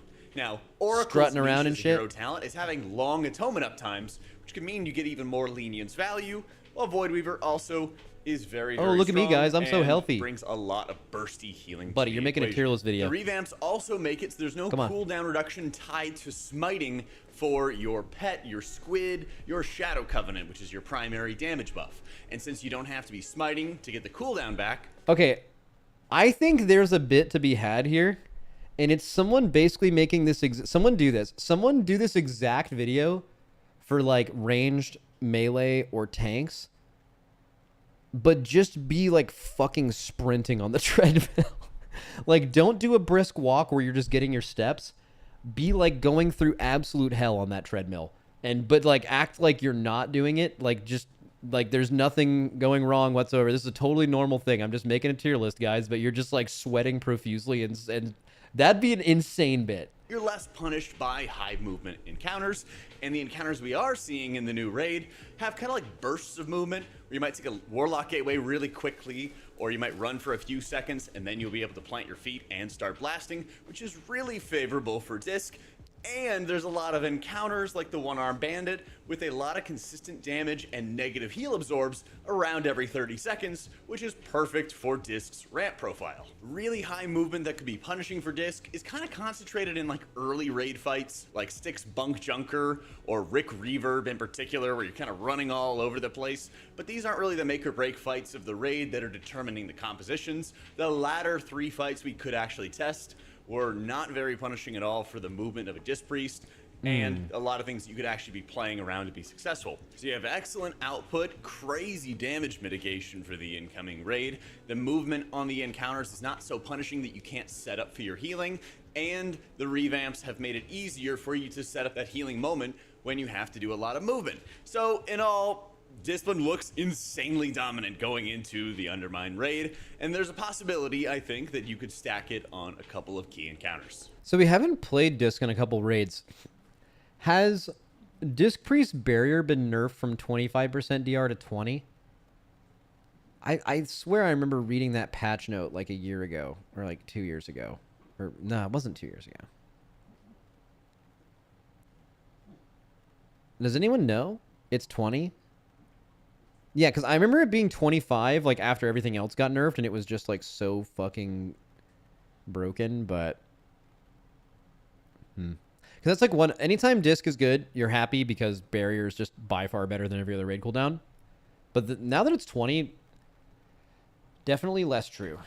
On our strong tier, we'll start off with Mistweaver Monk, as they've been absolutely blasting throughout a large portion of our raid testing experience. So he thinks currently... A lot of the changes that they received in 11.1 didn't really target most of the common builds that they were playing in a raid environment to begin with. There recently were some nerfs to more the walking of the is getting me. Honestly, when I notice the walking, all I can think about like is the sprinting bit. Heavy mastery build in raids with the Chi-Ji Celestial instead of Yu'lon.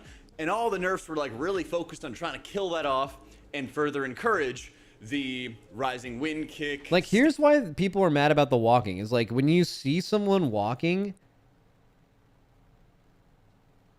it's as... And you... So, like, you assume when you are watching this video, most people, you're sitting down like me right now. You're sitting down at your computer and you're watching the video. So it's like making you feel bad because he's also doing that, but walking, and it's like, bro, I don't want to have to be thinking about doing all that. Like, you're stressing me out right now. Like, just fucking sit down, you know? Renewing Mist Healing, amping that up with more Rising Wind Kicks or Rushing Wind Kicks, and then using Yu'lon as your sort of ramp tool. While they're not as insanely rampy as they were in, like, Amirjasil, for example, they can still crank high output when the moment arises for them. And they also have a really nice, steady healing curve. So when a Disc Priest is not ramping, they still have high consistency for any ticking damage the raid might have. Mistweaver features really excellent personal survivability, which is absolutely key in a world-first environment. Is that true? What are the personals that Mistweavers have? So they have Diffuse, they have Fort Brew, which is better this expansion. They don't have Dampen and... They don't have Dampen and... Diffuse, right? That got nerfed. It's just Fort and Diffuse, and I mean, is that actually a lot of good personals? Like, what could be true? Because I don't play Mistweaver. Like, maybe you are naturally like most healers like naturally heal themselves a lot. So like maybe you're just higher and you feel good, but bounce back, healing elixir, stuff like that. Automatic. Okay. Expel harm tops you to full HP in one button. You said we were agreeing with everything. Oh, you're so right. He's so right. He's so right. Their movement and also how they heal is really beneficial for the incoming raid. They are able to have their rushing wind kick hit a target of up to like 20 yards away or something along those lines. So even if they get pushed out of melee by a mechanic for a sec, they can either get back into it very quickly with roll, transcend, lighter than air, tiger's lust, the wealth of mobility they bring to the table, but they can also hit their kicks from a distance and then get back into melee. What pisses me off is like he is saying he's so busy he can't just make the video normally and then go exercise after. Like, come on, you're a content creator. You got more time than most 9-to-5ers. No, actually, content creation is actually significantly harder than most jobs, like working in a coal mine and things like that. A lot of people don't know that. As mechanics it's very are going hard to allow for them. So they're not really getting punished at all by any incoming movement, and their steady healing profile is really synergistic with what Discipline brings to the table. And we don't know for sure what tanks are going to be brought, but if Mistweaver's already successful, then you can bring your physical vulnerability there in the raid, and then other specs like Prot Paladin or Blood DK could be more prominently featured in the raid. Joining Mistweaver on the strong tier is Holy Priest. Wait, so this is actually... I feel like you guys are kind of nailing your list right now, because obviously what he's saying right now is objective fact. You guys in the list guessed Mistweaver, which is strong. You guessed Holy Priest, which is strong, and then Disc, which is OP. But, like, OP doesn't mean you're necessarily playing two of them, because it's unlikely to play two Discs and one Holy, right? So, I mean, chat. Wait a sec. When did this video come out? 8 hours ago. Bro, you guys totally fucking cheated. I guess I didn't say it was against the rules, but... really, they said... focused on getting perf healing, you little fucking and little watchers. You guys are just watching stuff. Didn't really work. Caught. But what did work was making your holy words very powerful once again. Notably, Sanctify, your AoE heal, has been really weak in Nerebar Palace, and the revamp has brought a lot of strength to it and increased range to it. And Renew kind of is worth casting if you take the Empowered Renew talent, which places a 12-second cooldown on it, but gives bonus cooldown reduction to your Sanctify, so you can kind of feed into your holy words more.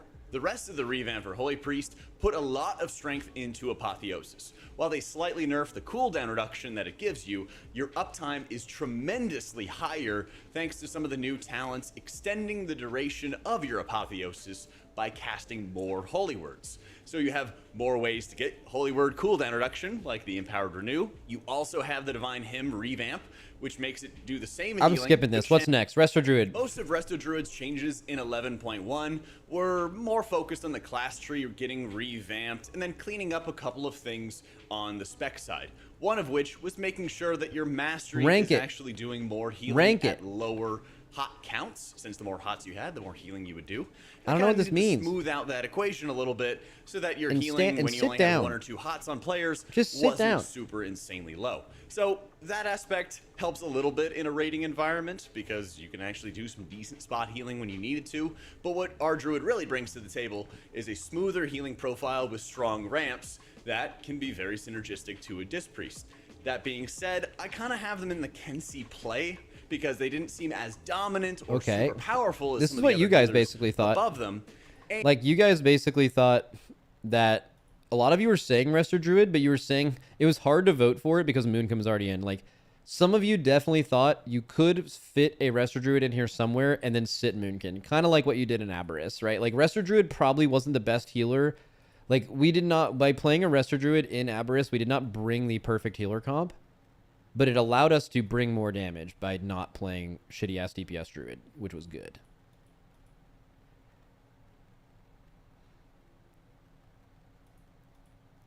And it looks like DPS Druids are going to be pretty good in the next raid, so you don't need to have a Resto Druid. Okay, so going off of what you guys put on the list, is you think that Holy Paladin is going to be in Buff Me. And that's it, right? The wild, but they could be a candidate for filling in that buff. Or maybe Just you like guys Divine just Hymn picked for what you Holy saw in this Priest, video. Tranquility is now going to be channeling faster, so you're going to be able to be less punished by any sort of potential movement mechanics in the raid, and our druid already has the instant casts and a lot of movement abilities to get to where they need to be when they need to be there, making it very easy to overcome some movement challenges that this incoming raid might bring to them. I very much see them as kind of like on the bubble, that if anything above them gets nerfed or something like that, they'll be immediate beneficiaries, or if some new build comes along or they get buffed, then they can immediately kind of get into the Race to World First. Or what else would put them in the Race to World First comp? Consistently for teams from what they bring to the table. Preservation of Ochre was like the god of Nerebar Palace World First progression, and never got nerfed until after the raid. Chat, you guys argued to put in Prez. You were so confident, man. But he only thinks they can see play. You guys were wrong. And it actually was kind of eating Disc Priest's lunch since they had a very similar ramp type profile. Now the 11.1 changes have been working to kind of like smooth it out so that it's not just Consumed Flame carrying everything for the spec like it was at the beginning of Nerebar Palace. They even made it so that your tiers... Wait, did he just do this raid healer tier list from top to bottom? Did he in order go Disc, Mistweaver, Holy, Resto Druid, Prez? Bro, that's... bonus I feel like that's just bad. That's bad planning. I feel like that just makes the content not... Unless it was an accident. Maybe he did it with some other ordering system, and then like somehow in the last two we see that it's not like that. Can be procced by echoing Verdant Embraces, giving you a bit more output in some different areas that's not only... You guys see how much of a beast Ratnos is, by the way? He's literally offline right here. He's offline, and he's just tanking the fucking boss.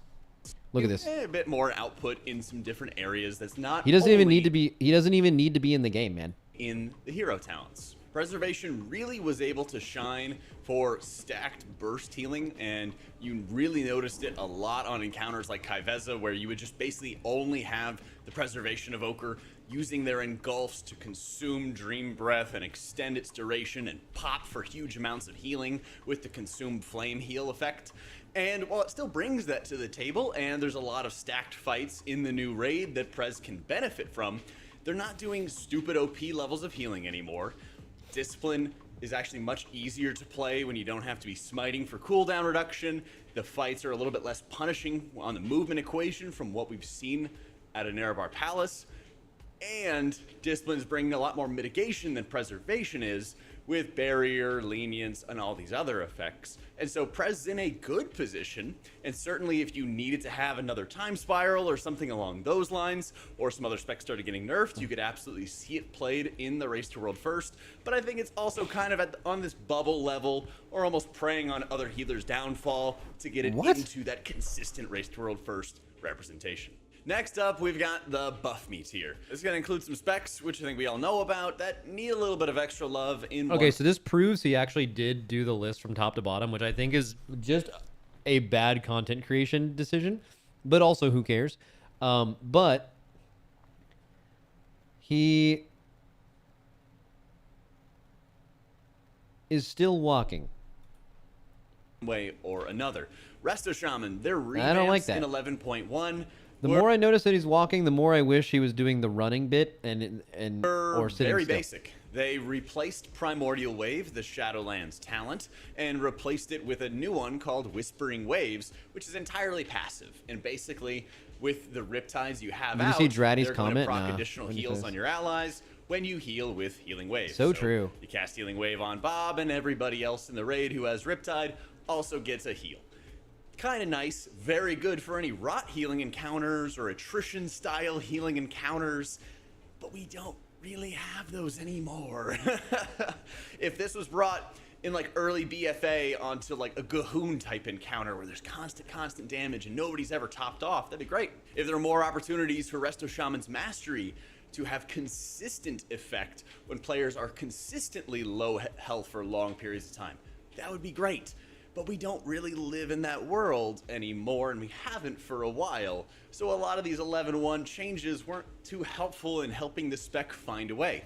Now Ancestral Guidance was removed, and the spec received like a 3% overall HPS buff. Yeah, actually, I think this first time chatter has a great wrinkle here. Maybe this is one of those movies where, like, if he stops doing something, he just dies. So, okay, also, this pause face is fucking... Wow. Okay, that's going on the starting soon screen. Holy Riz. Let's keep that thing. But, yeah, he just, like, I don't know. Like, maybe if he stops walking or walks, like, above a certain... like setting on the treadmill or below, he just like blows up.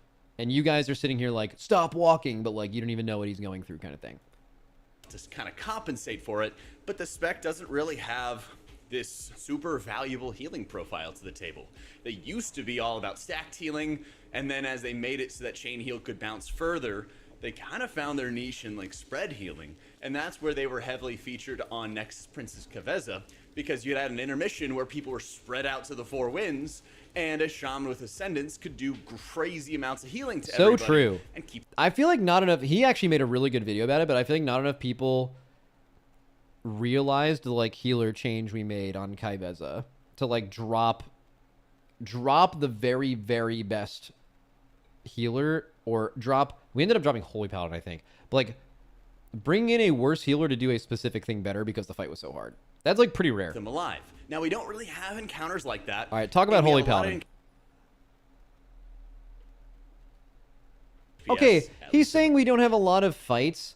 He was saying we don't have a lot of fights in this raid like that, but like, how do you know? You know, like no one was talking about potentially bringing in Resto Shaman for that boss on testing because of that spread out phase. You need to like see how hard a phase is on live to like really know if like you need to bring a specific healer for it, honestly. Like he and no one else was like, we need to play Resto Shaman on this. It's just like a thing you do.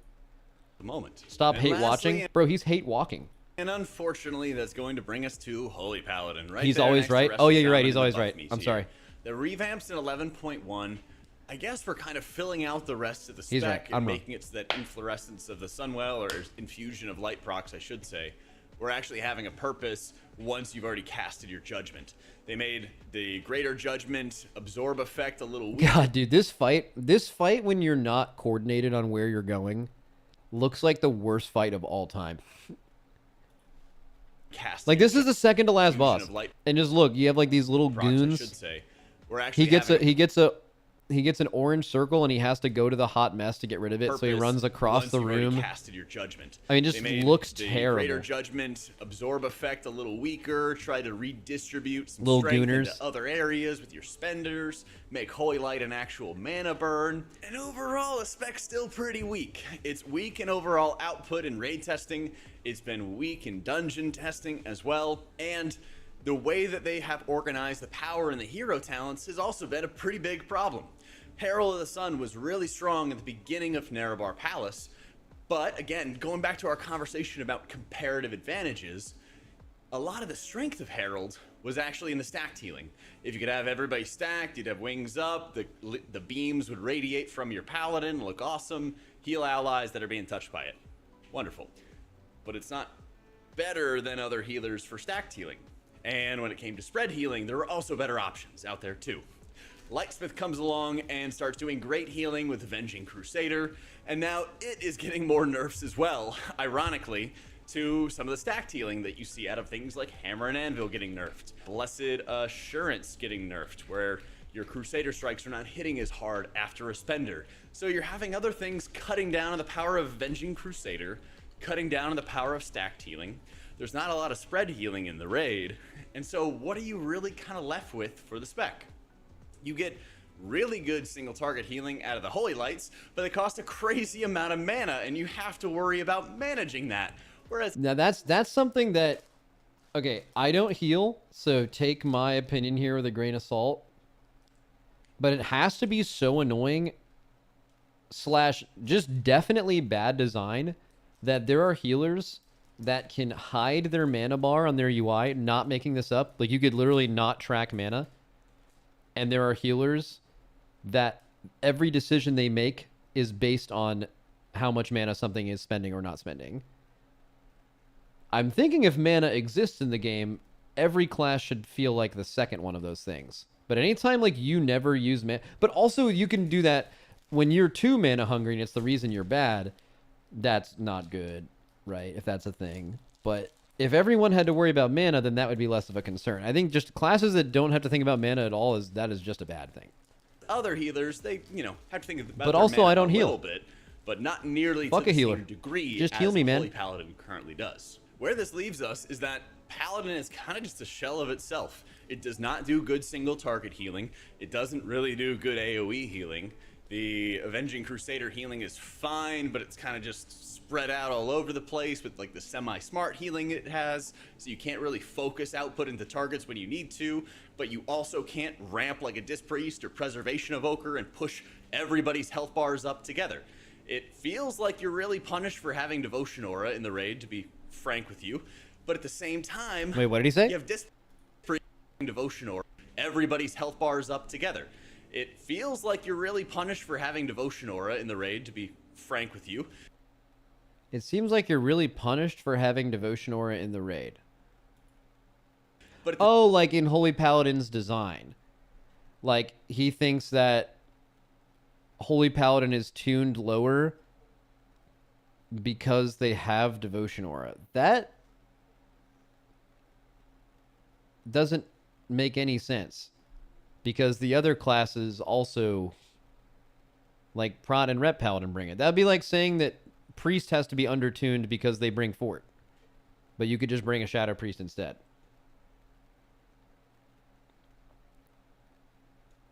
They don't have Aura Mastery? That doesn't matter. So, Prot, Ret, and Holy all have a 3% passive DR. Holy Paladin has the opportunity to make that, I think it's 9% technically better, to where it's like a 12% DR. But I mean, you could just equate Aura Mastery to something like Spirit Link or Barrier, or the thing that every other healer has that is like their thing, you know? It's not... That's not... Wow, that pause is also insane. Okay. Max, right now you are sitted. We don't care. You only listen to people that are actively walking? All right, fuck same it. time, Okay. you have Disc Priests who can just My bring bad. Barrier or Lenience or other mitigation tools and still do much better output on top of it. And so oddly enough, Paladin, which was once this like lock into raid progression, feels like it just constantly gets pushed down and punished in both raids and Mythic Plus. And while it'll be fine for groups and many teams are... I mean, I don't know if he's right. Like, that is exactly why he thinks they're being undertuned. But I think the idea that anyone would undertune Paladin because they have Aura Mastery or Devotion Aura in general, that argument is completely illogical. There's nothing you could say that would make that make sense. That would be a terrible decision by Blizzard if that was true. Used to bringing Paladin players as just a constant. But he's always in right. high-end raid progression. I trust a walking man. It man. really kind of seems like it's going the other direction for Holy Paladin, unless they start receiving some major buffs very soon. Keep in mind, other Paladin specs can have Diva Aura be brought to the table for the 3% DR, and while nobody else would have access to Aura Mastery to give you the 12-20% additional damage reduction for the entire raid, that's not the biggest of deals, because most of the big damage on the last 3 encounters we could test, you could stack for most of the time. So you could be in a Barrier, you could be in a Darkness, an AMC, you could be in these other mitigation tools that exist and will be brought to the raid anyway. They exist. And so you're not going to be missing Devil Aura as much. I'd also point to Kaiveza, where they benched the Paladin in the World First Kill. Even though the Devil Aura was really helpful in the intermission phase, it only lasted like 6 seconds. And so... Wait, what was our comp on that boss? Hey, what's going on, guys? It's Jack. Back in to bring you our 11.1 Raid Healer tier list. Bad. I mean, we still had... I mean, I know he's talking about the active Aura Mastery. But, like, am I crazy for thinking... Is Aura Mastery one of those things like Spirit Link where people think it's way fucking better than what it is? Is that all this is? Okay, it's probably just that simple. It's like that is not a thing.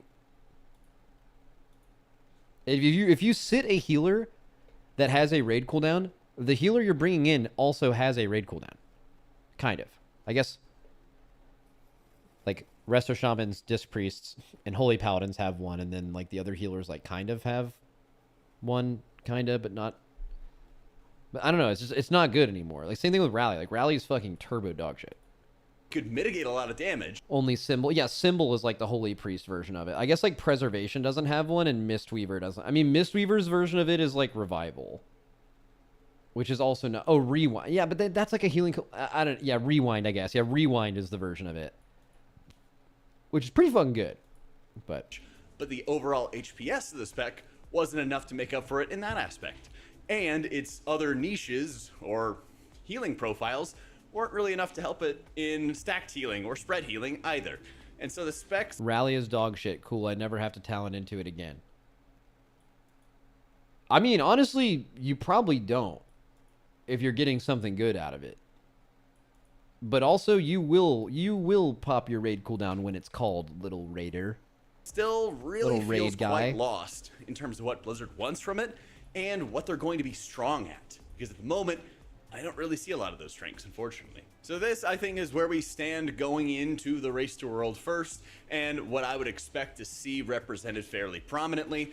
Things can always change, as we know and as we've experienced in the past, but at the moment, I do think you're very much going to see a world with Disc Priests being brought, if not 2 of them on a couple of key encounters, lots of Mistweavers, and lots of Holy Priests. Well, there's only 4 spots. Wait, did he not give his, like, Race to World first comp prediction?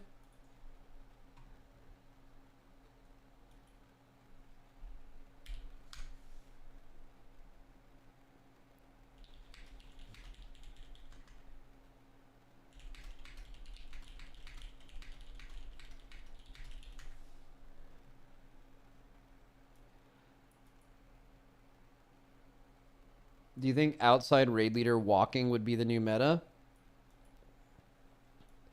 Nah. I do need to figure out something, though. So, I was in Vancouver the last few days, so I hadn't played hockey until last night since Tuesday. And I have this thing where I exercise so much that if I ever don't do it for like 3 days, I get really bad restless leg syndrome when I'm trying to sleep. Like my legs just have this feeling like they have to be moving or doing something, and like I can't sleep. This happened to me last raid as well. And the few times that I've taken 3 days off hockey in the last year, it has always happened, and I need to figure out how the fuck I can fix it. Other than like trying to find a way to be more active during the race, but that just doesn't even seem possible.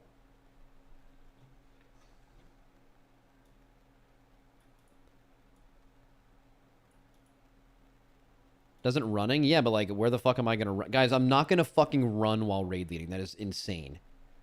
Let me know what you guys think. That is and fucking if there's ridiculous. Anything else I missed, huge love to our patrons for making all this content possible. If you'd like to join, check it out in the description down below. Thanks so much for watching. Hope you all enjoyed it, and I'll catch y'all next time. All right, cool. Everything he said was right. All right, so let's make some interview questions, shall we? Shall we get interviewee? Because I was supposed to get these questions in a week ago, and I didn't, and neither did Dratnos. So we're going to make them right now because I have an interview in 2 days.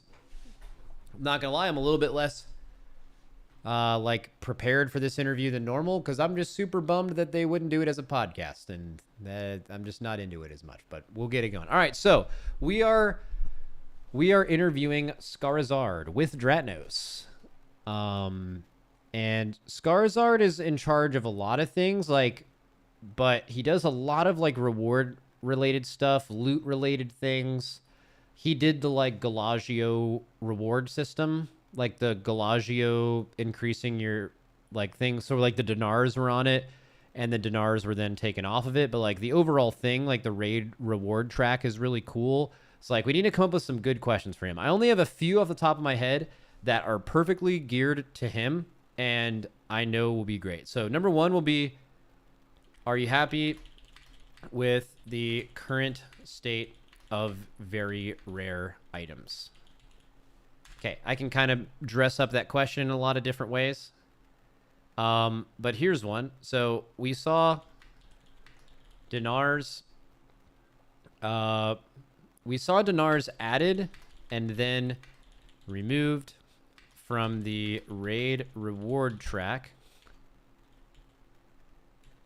They said they made a follow-up post and they were basically like, dinars aren't necessarily gone from the season, they're just gone from this reward track. Did they ever announce where they're going to be implemented? What is it? The dinar question feels like a waste since they said they'll announce something on it anyway. It's not really a waste because they've oftentimes announced things in interviews with me. They didn't say where they're putting it. Not yet. Okay, well then where they're putting it doesn't really matter.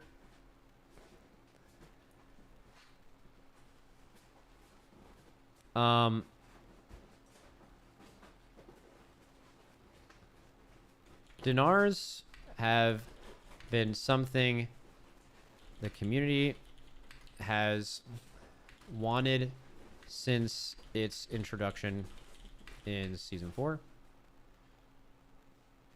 Shadowlands. How can this be implemented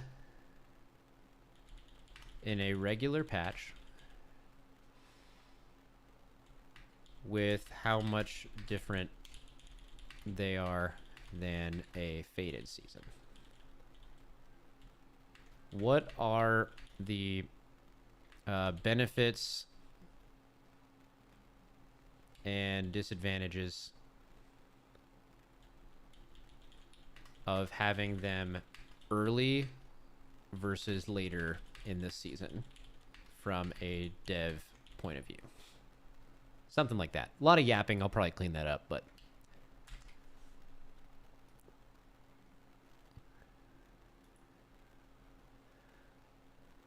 on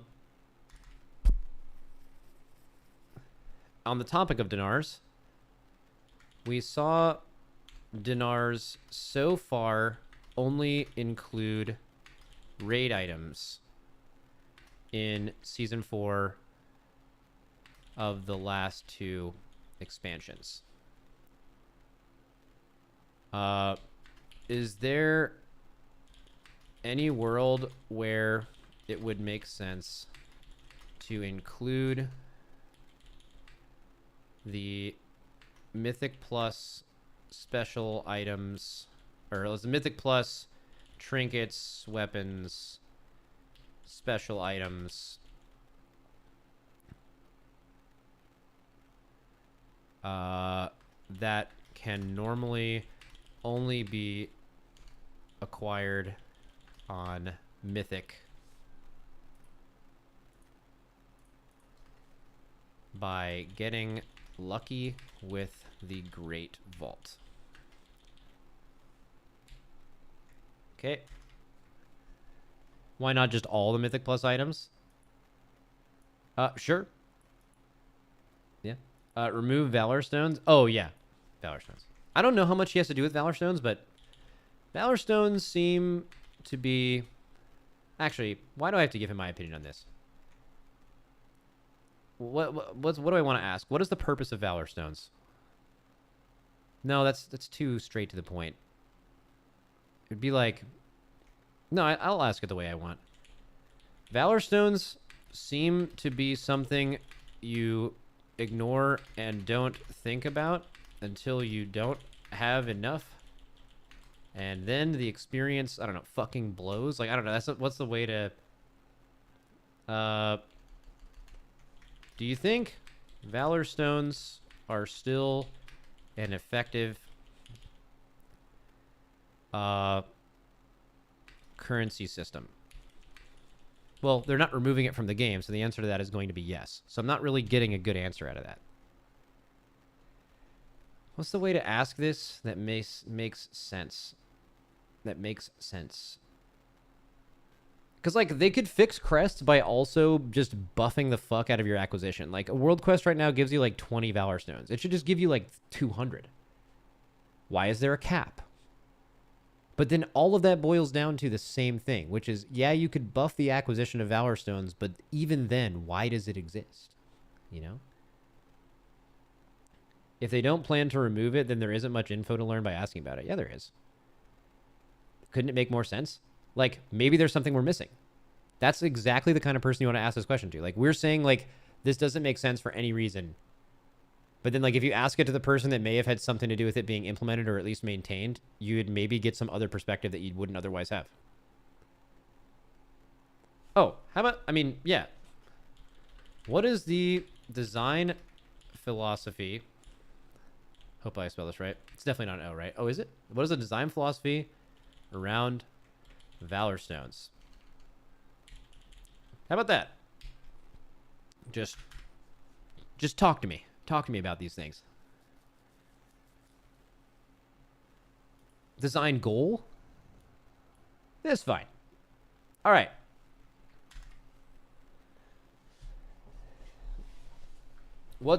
That's not the way to ask it. So Skarsgård's really smart. He also watches a bunch of streams, listens to a bunch of podcasts. He is extremely familiar with how people feel about Valor Stones. I'm positive of this. I don't need to tee up the question very obviously because I think he's just going to get it. Like if he just needs some time, if he disagrees with the community or sees it a different way, he's going to spit on it anyway. So it's all good.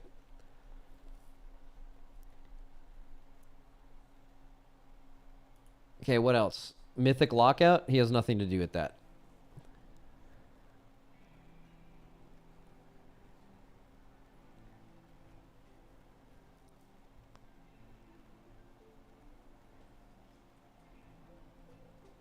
You gotta ask him what is his favorite item he's named this patch. He's really passionate about that shit. Oh yeah, he loves coming up with clever names for shit. He loves that shit.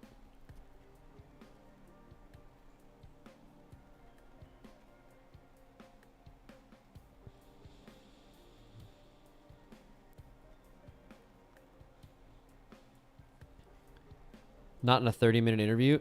Bro, I think we're going to be struggling for questions if it's going to be all reward based.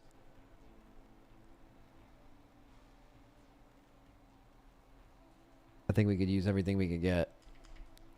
Because if we were doing an actual podcast, we could just talk about everything. But with it being an interview, we kind of... Like, for example, on a podcast, we could totally be like, dude, what do you think about the Mythic Lockout right now? Or we can ask him, like, what's his experience like rating? We can just talk to him about the game. In an interview, it's not like that, which is why this stinks.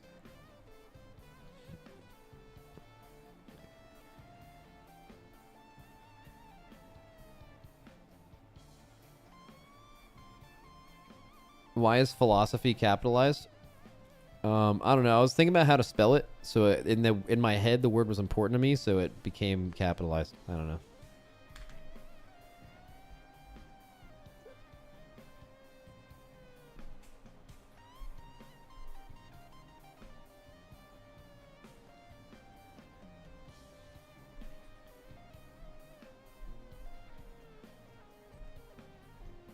Tier sets next season? Tier sets is a great question. Although he doesn't directly work on like designing the tier sets, but I bet as a rewards person he'd have a lot of opinions on it. Do you think... What value do tier sets bring to the game on a patch by patch basis? Because I know what I think this is, but I'm interested from a developer. What do they think tier sets accomplish in the game? I would want to know the answer to that.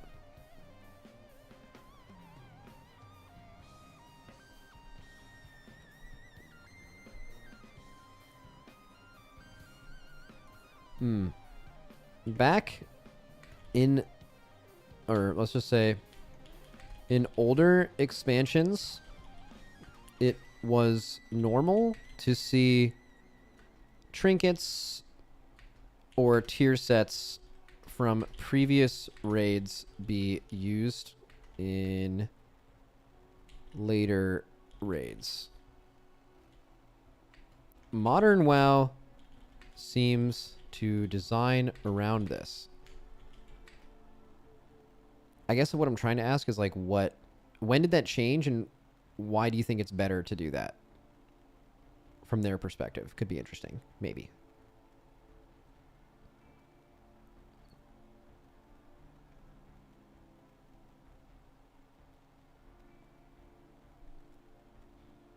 So they don't have to do old raids. It's that simple.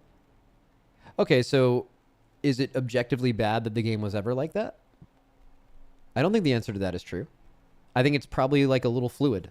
At some point it became that way, and at some point it wasn't.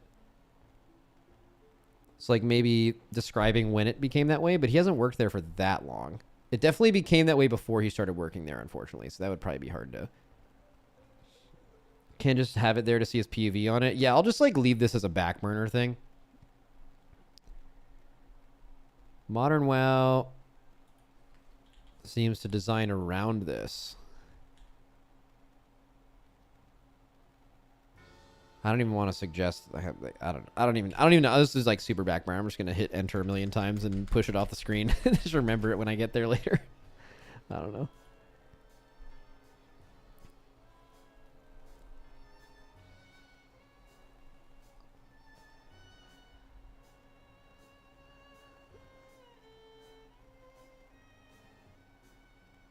Have they thought about bringing in a little risk and planning raid progression? This is different dev. This is not a game director.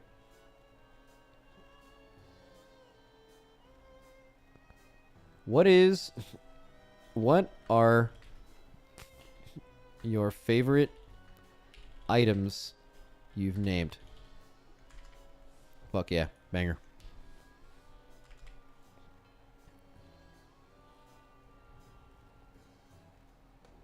Ask him to explain why they've moved away from embellishments as a whole on boring and uninteresting designs that have very little impact. So I don't think he would be the best at answering this.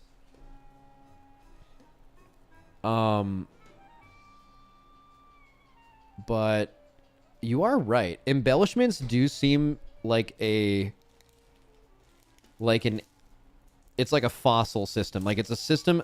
Tell me if I feel like embellishments feel like they've been given up on, but they're still in the game. Probably just to make professions relevant. But like they don't seem like they're innovating there, and they're kind of just over it, and it's in the game, and that's the way it is. But it just seems like they're not into it.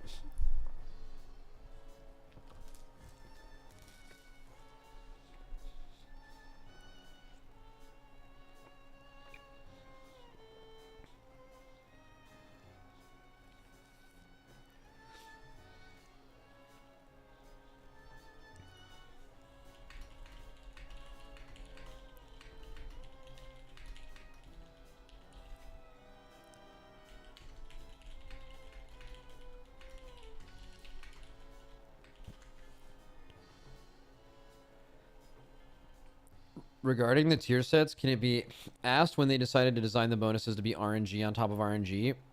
Were they shooting for a gambling experience? Well, yeah. Right? I mean, it's the tier set. One of them is literally called Jackpot in a casino-themed patch. That's the exact bit, yeah. Also, I don't know if they're much more RNG than normal tier sets are. It's just more obvious in the naming of it. But I think the answer is definitely yes.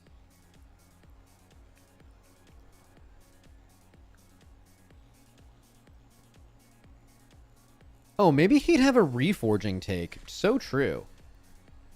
Whoever said that. Because, like, if you're the one designing items with a couple other people, like, you have to have a thought about the impacts reforging could have. Could reforging... See, I don't know. They're not gonna. I think we've asked this before. Dude, I think this interview is gonna suck. We're gonna run out of questions. He's super interesting, but like, I wonder if it's even worth doing this if it's not a podcast. And if we do this interview, maybe Blizzard. Okay, could we just like not do this and just be like, hey, whenever he's available for a podcast, let us know. But this is like, I don't know. It's not screaming to me as super great. Like, he's super great. But putting us in the suit and tie interview mode isn't the right thing to do with him.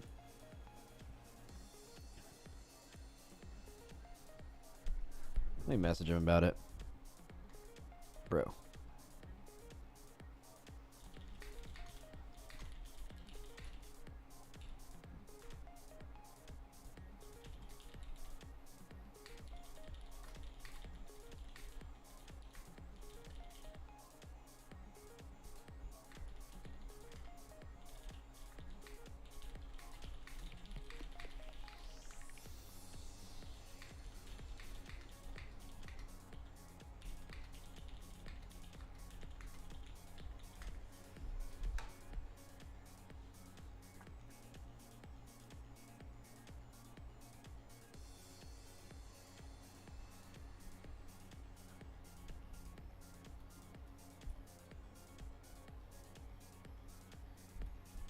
Asking him about the statement about tanking after the nerf at the beginning of the sex pack, the statement about the raid buff in the class that doesn't have it. Bro, he has nothing to do with any of those things. Yeah, maybe this is something we just gotta do later.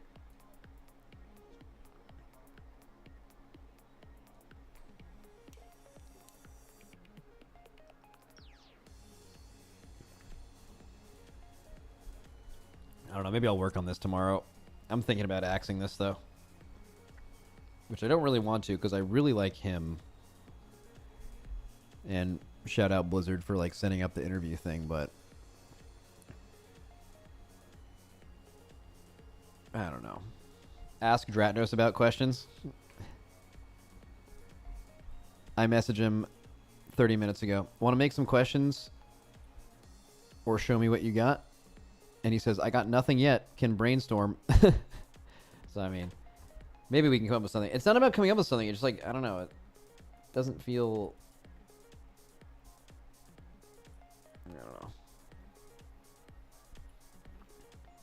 He used to work for Riot, right? Maybe ask about the differences of designing for a MOBA versus MMO. That sounds like an amazing podcast question that would make no sense in a Blizzard interview. That is... Bro, that would be a 15-minute amazing segment of podcast that could never happen in an interview.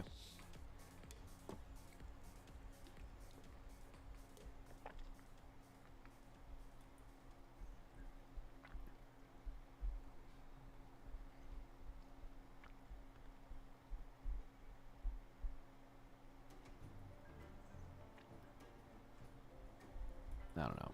I'm a little lost on it. Anyways. I'm gonna go blow up. I won't be streaming tomorrow. Guys, I have so many filming days. Here's okay. You know how I normally don't know what's going on? I actually do right now. I believe I am in a full day photo shoot or film shoot. Let me get this.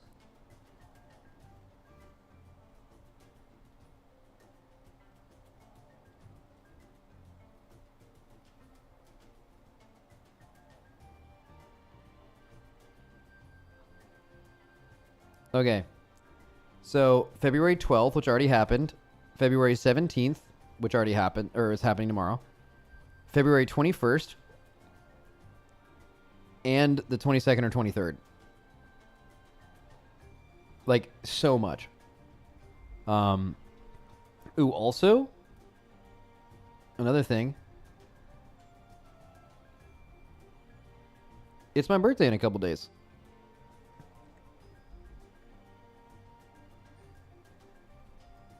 I'm going to be... Wednesday, I think I'm going to be 32. Wahoo! I'm old.